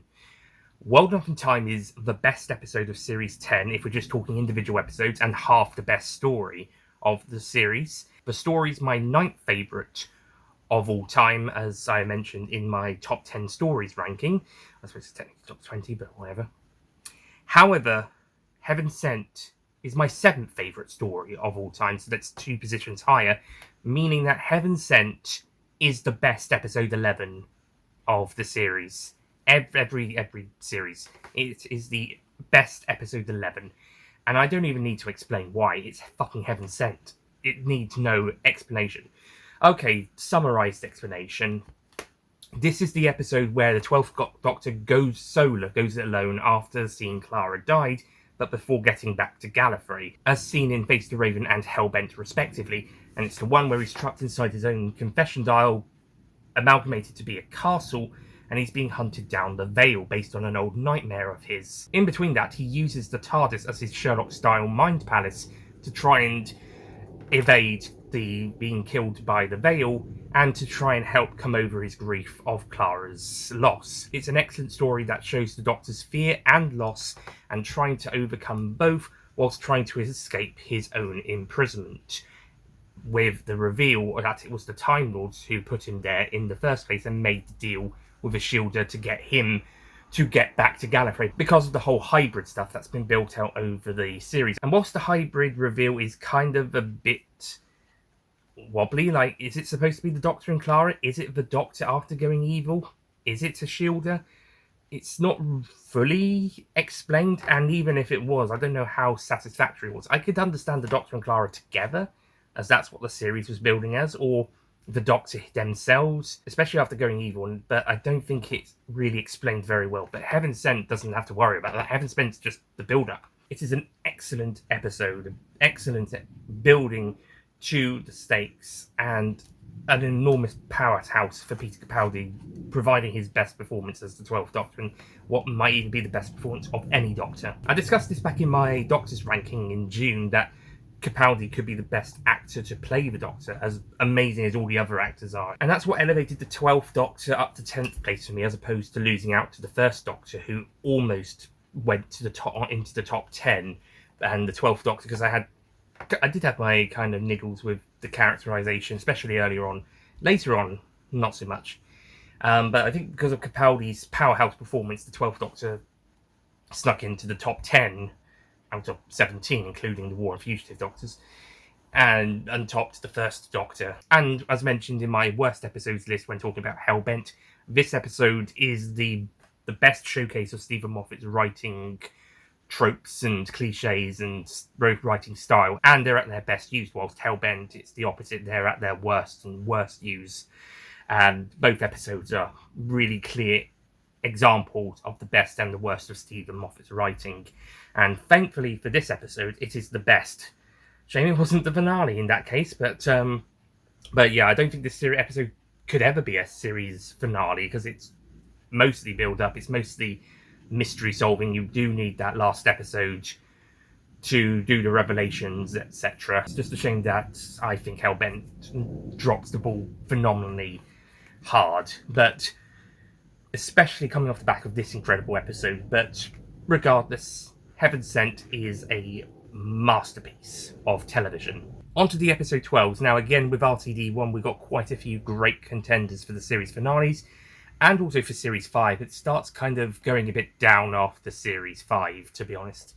But let's take a look. First of all, we have Bad Wolf. Then, Army of Ghosts, The Sound of Drums, The Stolen Earth, The Pandorica Opens, Closing Time, Nightmare in Silver, Death in Heaven, Hellbent, and The Doctor Falls. First off the bat, the first two Peter Capaldi 12th Doctor episode 12s are the worst two, in my opinion. Hellbent is the worst episode 12, as I've just mentioned, and Death in Heaven's probably I wouldn't say a close second, but it's definitely second, and then it's a bit of a jump up to the next one. I think I would probably put Nightmare in Silver as the third worst. I think that one has a lot of issues. It could have been good, but I think it wasn't very good. I don't hate it as much as other people, but I don't think it was that good. Closing time, I think the first 2/3 are excellent. They're almost peak Doctor Who. I know a lot of people are going to massively disagree with that, especially depending on how much you can tolerate Craig or James Corden, who plays him. But I honestly really liked the character stuff with Craig and with Alfie, aka Stormageddon, Dark Lord of All, and all the interactions with them and the Doctor, and then the store and the mystery. It was all actually really great stuff.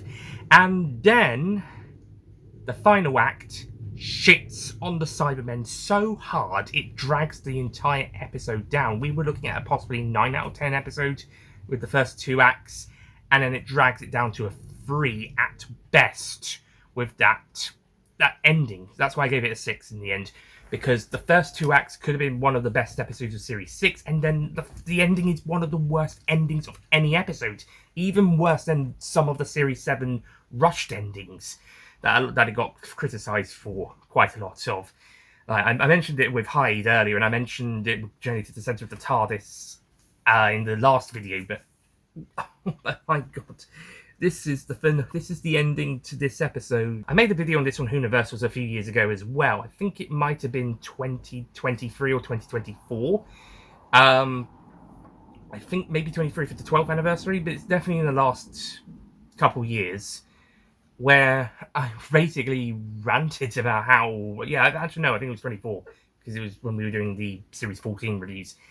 I ranted about how awful the ending was on closing time, and how it dragged the rest of the episode down, and I really, really, really liked the rest of the episode. Probably the biggest fan of those first 2/3, then like the biggest fan of that episode's first 2 acts, compared to most other fans, and then the final act. This episode has the reputation it's got. If you think that this is why the episode has the reputation it's got, because the ending is shit. The ending is so shit. Except for the stuff that ties into the next episode, that's fine. But the stuff with the Cybermen, and that's supposed to the resolution for the character arcs, also fine. But again, it's because we have to sacrifice the Cybermen stuff in a really shitty way. So yeah, unfortunately, the character stuff comes. It comes to it would come to a good ending if it wasn't for the fact that the Cybermen were sacrificed for it. And then again, the stuff tying into the next episode is exempt, because that's stuff more tied into either the series arc or into the next episode itself. But the climax with the Cybermen, it's shit. It's so shit. And it brings the rest of the episode down with it. I've always been looking at the 6th great episode 12 in a row, but no. So that leaves us with series 1 to 5 again, as well as also Series 10. Let's speedrun through RTD1 and Series 5. Bad Wolf is the first half of my 3rd favourite story of the entire show. Yep. And is a really great start. However, I always preferred Part 2. More on that next time. Similarly, Army of Ghosts is a great start to the Series 2 finale, and is a great return for the Cybermen after their appearance earlier in the series, with an incredible cliffhanger. In fact, both these episodes have incredible cliffhangers featuring the Daleks. Whilst Utopia is part 1 of the 3-parter for Series 3's finale, Part 2, Sound of Drums, is where things really kick off regarding the story with the Master, set on present-day Earth and the year that never was. Sound of Drums is a great political espionage thriller. I say espionage because the Doctor and co have to go on the run for a bit and go undercover, so it's a great kind of modern espionage political thriller episode, something Russell T Davies excelled at with Children of Earth a few years later, and Turn Left, as we saw in the previous section of this video, being a proto Years and Years, of course. And The Stolen Earth is just magnificent. Series 4 has 5 outstanding episodes back-to-back from Science in the Library to Stolen Earth. Journey's End may be a little bit of a letdown compared to that one. We'll get onto that in a bit, but Stolen Earth is basically where the series hit its peak. It may not be the very best episode of the series. That would probably be Forest of the Dead. Although, mind you, on its own, Stolen Earth does have a big case for itself. But, yeah, it is absolutely peak modern Who with everything it's doing in that episode. And equally, The Pandoric Opens is an awesome start to the Series 5 finale and does the great thing of building to what looks like to be the end of the universe for the billionth time, only for the next episode to kind of turn things around. More on that later. But it's done in a really epic way and a really great build-up. Series 5 manages to cover everything that it needs to do in that particular series in a great way in this finale, whilst leaving things open for the rest of the era to continue, whilst leaving some mysteries open for the next few series to continue through the 11th Doctor's era. But with all of that being said, the best episode 12 ever is The Doctor Falls from Series 10. Bad Wolf comes incredibly close, and then also Pandora opens and Stolen Earth, but it's got to be The Doctor Falls. If this was Peter Capaldi's last episode as the 12th Doctor, he'd go out on one of the best stories ever. Whilst this would be one position down from World Enough in Time if talking about the individual episodes of Series 10, it's still an incredible follow-up to that episode and an incredible conclusion to the story, an incredible conclusion to the series, an incredible conclusion to Capaldi's run, Twice Upon a Time notwithstanding, which is more of an epilogue to this story anyway. So, yeah, it is an absolute epic story. It's got the two Masters in it. The first TV story we have with two Masters in, outside Utopia's regeneration scene and Keeper of Charlton when he steals Trumas's body, and the TV movie when the old Master's killed at the start. But the first one where two Masters are together interacting with each other like a multi-doctor story, has multiple doctors interacting with each other rather than it being a regeneration or post-regeneration scene or whatever. It's absolutely brilliant. Yes, it wasn't the first story to do that. Big Finish beat them to it a year earlier with the two Masters, and there's probably other ones out there.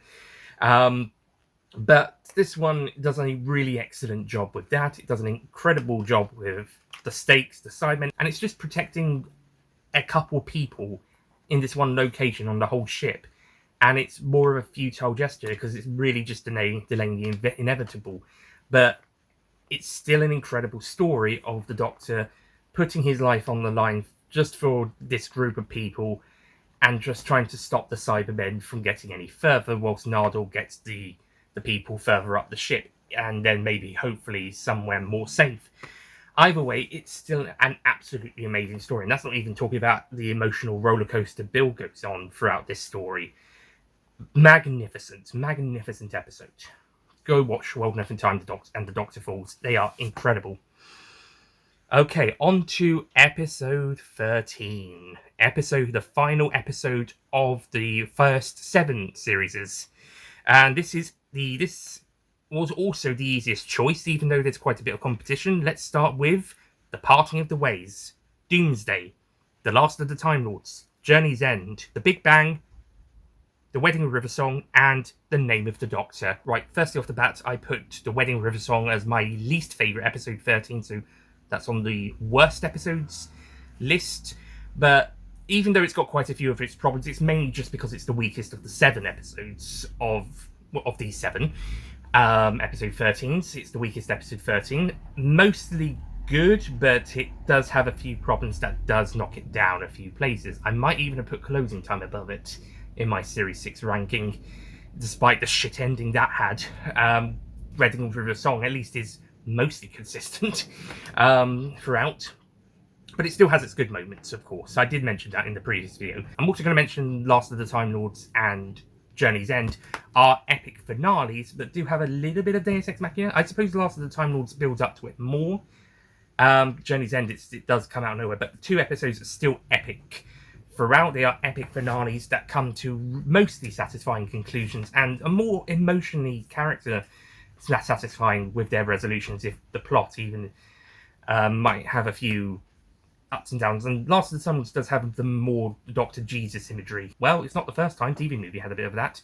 But yeah, but they're still awesome episodes, and they are still brilliant finales to their respective episodes. They're just a little bit of a step down from the couple of episodes that came before in the second half of their respective series. And The Name of the Doctor, I think, is a underrated episode. It's a really great finale, and whilst it doesn't wrap up Matt Smith's era tightly, that's more of a Time of the Doctor thing, the Christmas special. But it is a really great final episode for that particular series. And Doomsday equally is another brilliant episode that wraps up series 2. It wraps up that two-parter, and it provides a really strong emotional character resolution for the characters, even if it does spend most of the last portion of the episode to the Doctor and Rose's relationship and them being split apart. But when you're 7 years old and watching it for the first time, you don't give a shit about that. You're just tearing your eyes up because you're seeing two of your new favourite characters being forced apart from each other. Okay, I'm bringing personal experience into critiques, but you get the point. Yeah, this scene is this is a classic scene for a reason. I'm going to be seeing this at time of recording. I'm going to be going to the BFI to see this episode as well as its Lantern, because they decided to show a single parter and part 2 of a two-parter in the screening. But okay, not even by the same director like the 2 episodes from series 1 they showed, but whatever. So at time of recording, I'm going to be seeing that in a few days' time. By the time this video is out, I might have already done it. In fact, by the time I'm editing, I might have already done it or closer to going. But yeah, Doomsday is an awesome finale as well. But The Big Bang is my second favourite, episode 13. It is a fantastic character episode for the main 4 characters, 5 if you count young Amelia in that. And also the Dalek is a really great villain as well, the Stone Dalek. It's a great villain. But the resolution this episode has for this particular series alone, as well as also its placement in the 11th Doctor's era, is brilliant. It's a great subversion of what everyone was expecting a series finale of the Revival to be like. We're going bigger and bolder, but psych, we've actually got something a little bit more close to scale to work with before we can resolve the main situation and conflict of this story. And then once everything's fixed, we've wrapped up most of the series arcs, most of the ones that are affecting this series, but we still got stuff to discover and figure out later. But series 5 does manage to mostly wrap up most of the stuff it needs to do, just leaves a little bit left for later, and it does it in a really great way. What an excellent finale. But the best episode 13, one of the best episodes of the Revival, in fact probably the second best episode of the Revival after a certain anniversary special coming up later on this list, is of course The Parting of the Ways. Series 1 ended on a nuclear bang.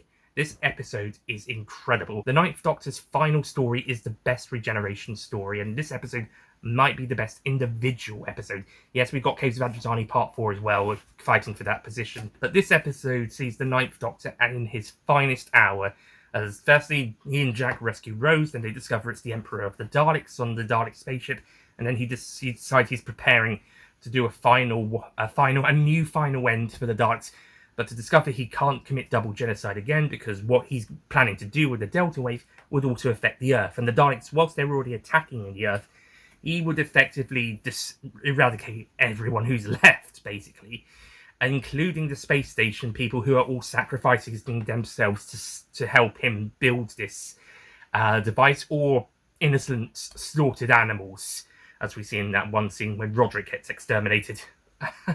Oh, we got one of the darkest Dalek moments in this episode. Meanwhile, Rose is sent back home, but she rallies Jackie and Mickey to help her, eventually, try to get back to the Doctor, and lays out the point of Series 1 with the Doctor making everybody's lives better, and through that, they try to go back to rescue him. And even Captain Jack, he's gone through a great character arc in only 5 episodes to get to the position where he's prepared to be last man standing to give the Doctor that extra couple of seconds to finish the Delta Wave.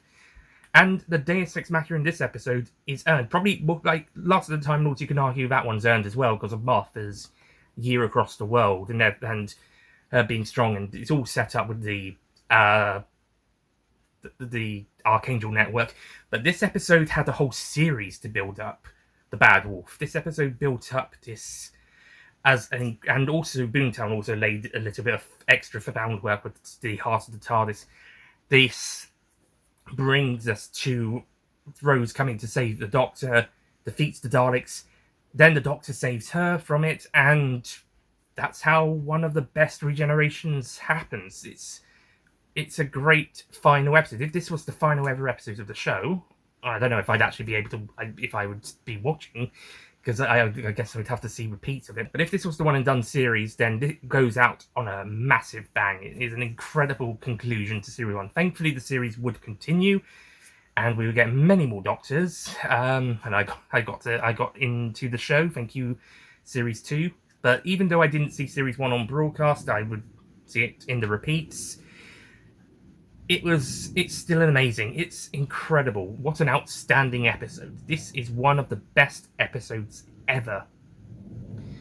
So it has to be the best episode 13 for this list.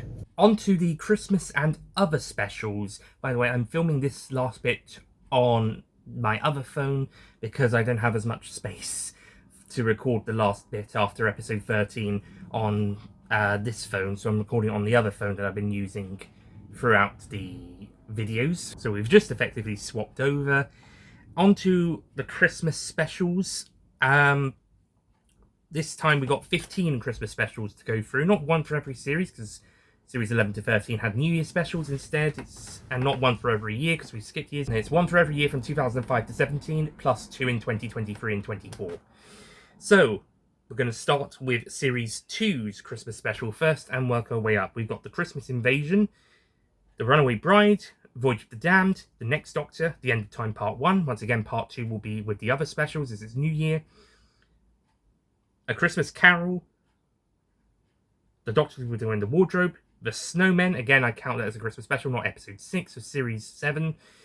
The Time of the Doctor, Last Christmas, which is, funny enough, in the Series 9 production block, but it feels like a Series 8 epilogue, and it only aired just under 2 months after, so I don't know. Then again, Widow in Wardrobe only aired a couple of weeks after Series 6 ended, and that's considered part of Series 7.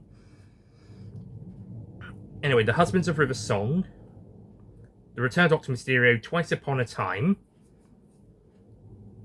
The Church on Ruby Road, and Joy to the World. Right, so first off the bat, I confirmed in the previous video that Twice Upon a Time was the worst Christmas special, my personal least favourite, but also The Snowmen was second and Doctor Widow in the Wardrobe was third. I think those two episodes are also not very good. I think The Snowmen's actually worse than Widow in the Wardrobe. I think at least, I think the story's weaker. Widow in the Wardrobe's a bit dull, and it does kind of lose its way as the story goes along, but Snowmen I think is a bit weaker. When I first saw it, I didn't really know what to make of the Clara death and revelation in that episode. I think that was one of the earliest times I think I've been disappointed by something, or at the very least something I don't think I could process. And I was 13 then, so I was probably in that phase between accepting it all and critical thinking. So I was kind of in that middle ground. But not a fun middle ground as it ended up being. I think Runaway Bride's a really fun and really engaging Christmas special. Next Doctor, I heard, isn't really that popular with the fans that much, at least as far as Christmas specials and the Sidemen story are concerned. Yeah, I think it's a good one. I think it's a step down as an episode quality compared to most of Series 4 that came before it. But it's still a fun romp. It's still a good story. Christmas Carol is also a really good adaptation of that story in the Doctor Who universe. They do a really good Doctor Who vibe version of A Christmas Carol, as opposed to Doctor Widow in the Wardrobe, which basically just uses fundamentals of The Lion, the Witch, and the Wardrobe, the first Chronicles of Narnia book, rather than adapting that story or making a Doctor Who version of that story. They just kind of take the fundamentals of that. And then with the Snowmen, they give up. They go apart from a Sherlock Holmes joke added in there. And by that point, that was more of a kind of an in-joke because Stephen Moffat was writer of Sherlock, or a co-writer of Sherlock and a co-creator. So it was more of an in-joke towards Sherlock rather than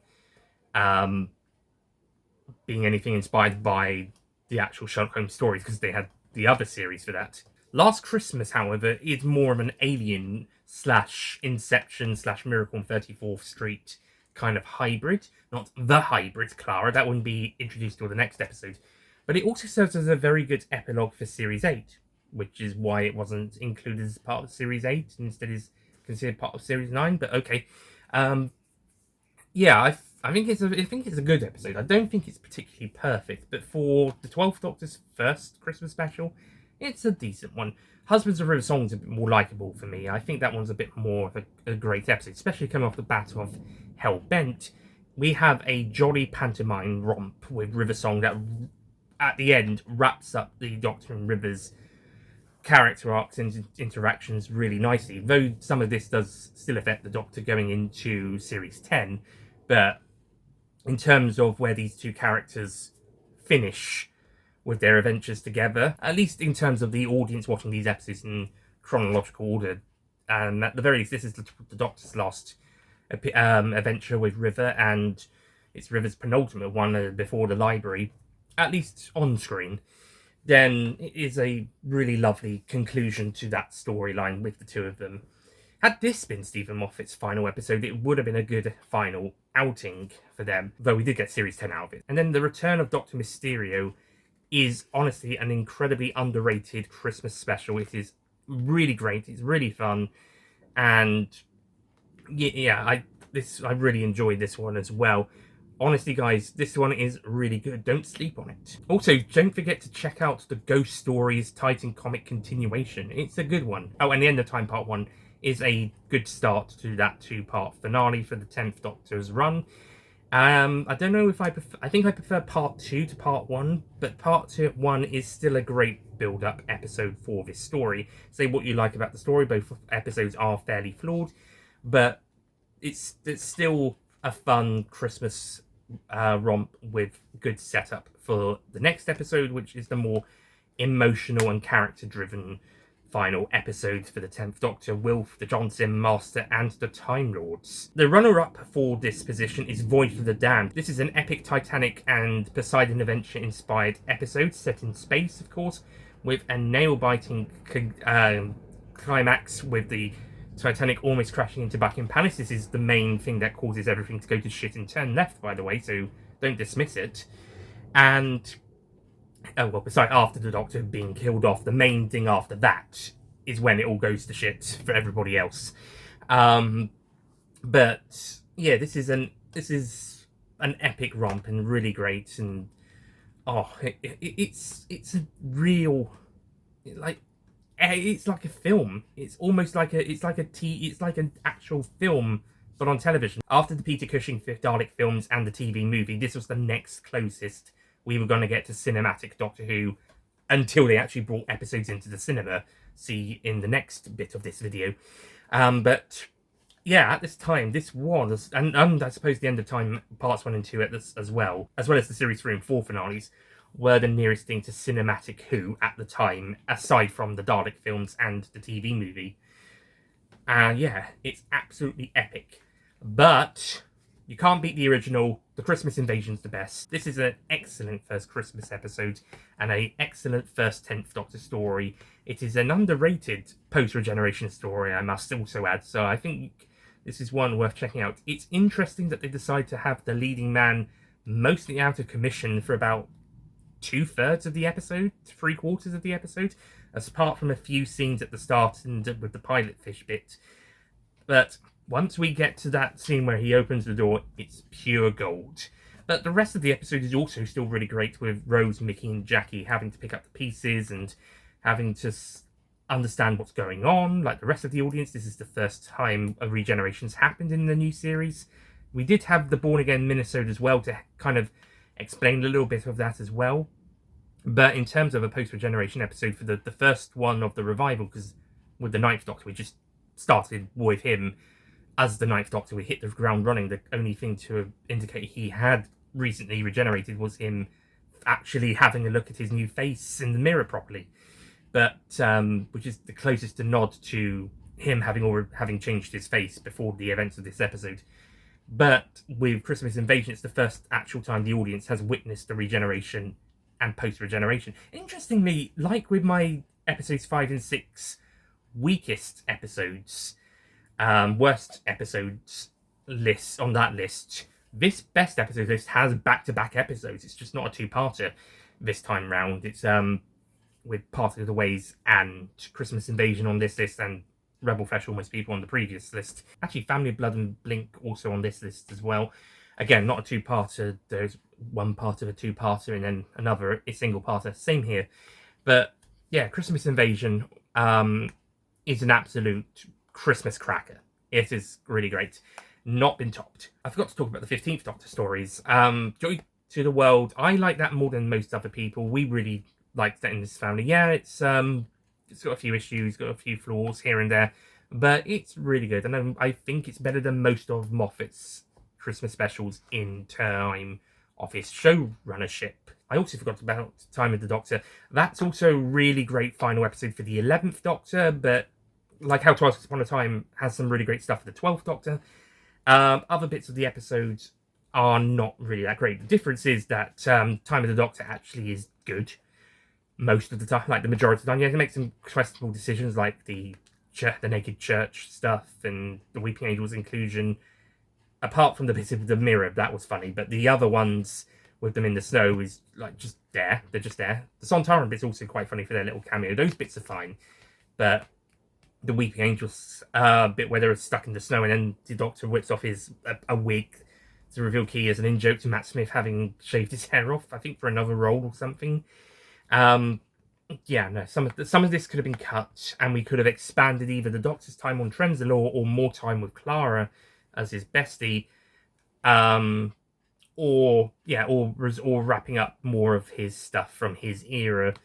We could have more time with some of those stuff, because I think this episode just being an hour, I think it could have been a bit longer to wrap up the stuff, maybe 65, 70 minutes, maybe even 75, like Day of the Doctor, or a two-parter, like a Christmas, New Year, and I think we needed more time with the Christmas setting, like the town of Christmas on Trenzalore, and wrapping up the era. But if you're gonna make it a 160-minute episode, cut out the awkward comedy, cut out the silly moments, cut out the unnecessary stuff, and focus on the Doctor being the hero, basically living to his last regeneration, as we find out.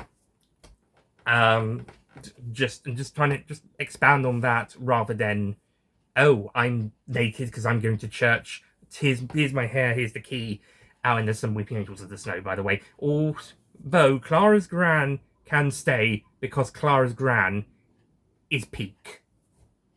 She needs to be in more episodes. How come she was only in 2 episodes? Lastly, Church on Ruby Road. Lovely.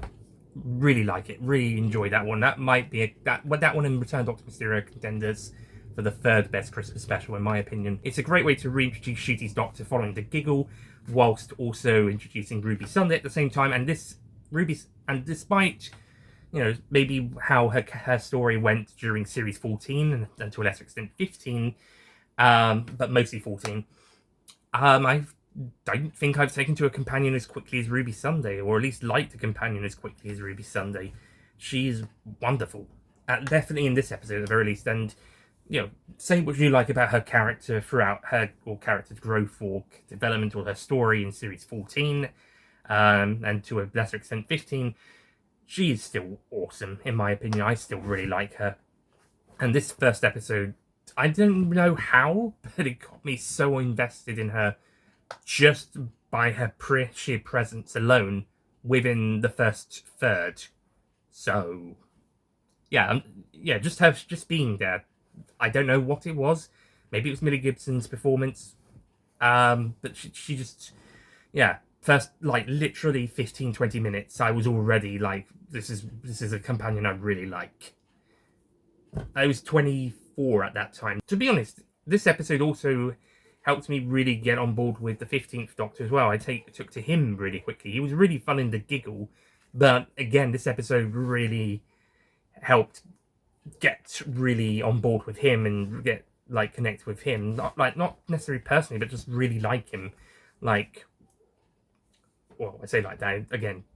Took a bit more time with him than it did with Ruby, but still, like, really happy to watch them on adventures. Finally, the other special, the not Christmas specials. These are the 2007 animated special, The Infinite Quest, the 2009 Easter special, Planet of the Dead, 2009 Autumn special, The Waters of Mars, 2009 animated special, Dreamland, 2010 New Year special, The End of Time, Part 2, the 50th anniversary special, The Day of the Doctor, and then the 1, 2, 3 of Jodie Whittaker New Year specials, 2019's Resolution, 2021's Revolution of the Daleks, and 2022's Eve of the Daleks. Spyfall Part 1 is episode 1 of series 12, not the 2020 New Year special. Then followed by the 2022 Easter special, Legend of the Sea Devils, and the BBC Centenary special, The Power of the Doctor, and then the 60th anniversary trilogy of the Star Beast, Wild Blue Yonder, and the Giggle. Right, so first things first, the animated specials. Infinite Quest, great. Dreamland, good story, not so great animation. Infinite Quest is my preferred of the two. Equally with the Easter specials, Legend of the Sea Devils is the worst of all the specials I've just mentioned, aside the Christmas ones. So that's on the worst episodes list. I don't know what the fuck went wrong. I go on about that in that video. But it seems to be a lot of factors between the COVID pandemic restrictions and maybe not a very good script, not much time, bad production. Something went wrong down there, more so than any of the other episodes at the time. So, and I would love to know anything about what happened. I'd like to know anything about what happened behind the scenes on any episode, or every episode even. But I think information about the most recent stuff is staying hidden. Heck, we haven't even had much production behind the scenes retrospective stuff of Series 2 or onwards. So from 20 or so years ago. Maybe we'll get some stuff at the BFI. But Series 1 we've heard quite a bit of stuff about. But Series 2 onwards, it's still kind of hush-hush. Despite the amount of documentaries and behind-the-scenes stuff you'll get on the DVDs and the Blu-rays for the classic series. Please, please, please, can we have stuff like that for the new series?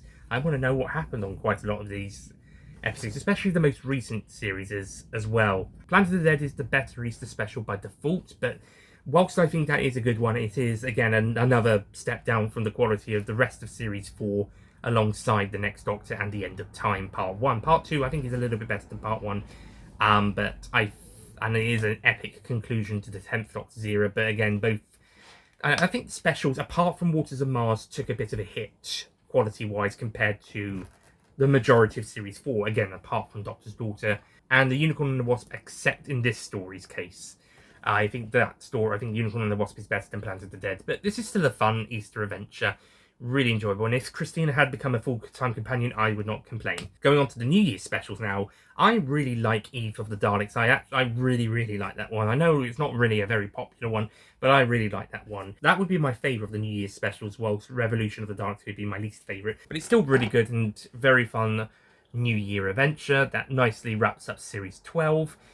And Resolution is also a really great episode that serves as an epilogue for Series 11. That's a great one, and it makes the Daleks feel like the Daleks again after the Series 9 opener basically kind of almost ruined them.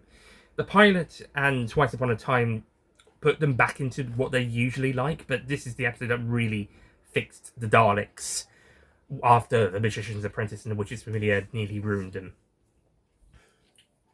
I talked more about that in the previous video if you want to know more about that. And The Power of the Doctor is a great and epic final story for Jodie Whittaker's 13th Doctor, and wraps up the original run of the new series before the number system got rechanged under the Bad Wolf era. Though depending on what happens with the next era, the Bad Wolf series may come back under that new series umbrella anyway, so but the 2005 to 2025 umbrella. At the moment, the New Who is 2005 to 22, and then Bad Wolf Who is 2023 to 25. However, depending on what's going to happen with the next portion of the show and what the numbering system is going to be like with that, it could be that Bad Wolf now joins the end of that era of the 2005 to 22 run, and it's now 2005 to 2025, so Power of the Doctor will be less of a finale in that sense. Not that I'm complaining, because I didn't like the numbering changing for the Bad Wolf era in the first place, especially if the next series will be Series 1 again. Then I'm very happy for the previous two seasons to be Series 14 and 15 rather than Seasons 1 and 2, the third lot. Series 14 and 15 would be the second lot, but, you know, whatever. And as for the anniversary specials, I did mention the Star Beast was my least favourite of the 60th specials, and also my least favourite of the anniversary specials. That is still true. Giggle is probably next, but Wild Blue Yonder is definitely the best of those three. However, there's one anniversary special better than that, and it's the contender for best episode special that isn't a Christmas special, alongside The Waters of Mars, which is an epic story. That is another great story. That's Fires of Pompeii, but with cinematic levels of The End of Time. That is so... And Rise of Pompeii was quite cinematic as well at the end anyway. Like Midnight and Turn Left, it took me a bit of a while to come more round on it. But yeah, believe the hype, this episode is so freaking good. But the gold medal goes to... Well, we've only got one episode left. My favourite episode of the entire show, The Day of the Doctor.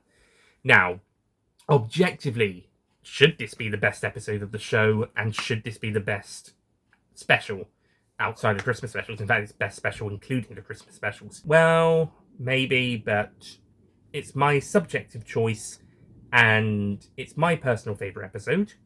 Yeah, it might have a few niggles in there, but fuck it. It's my favourite, so here it is.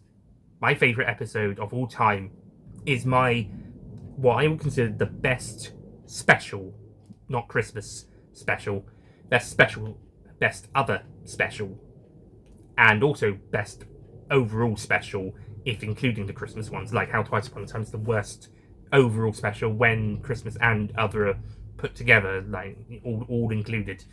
So, yeah.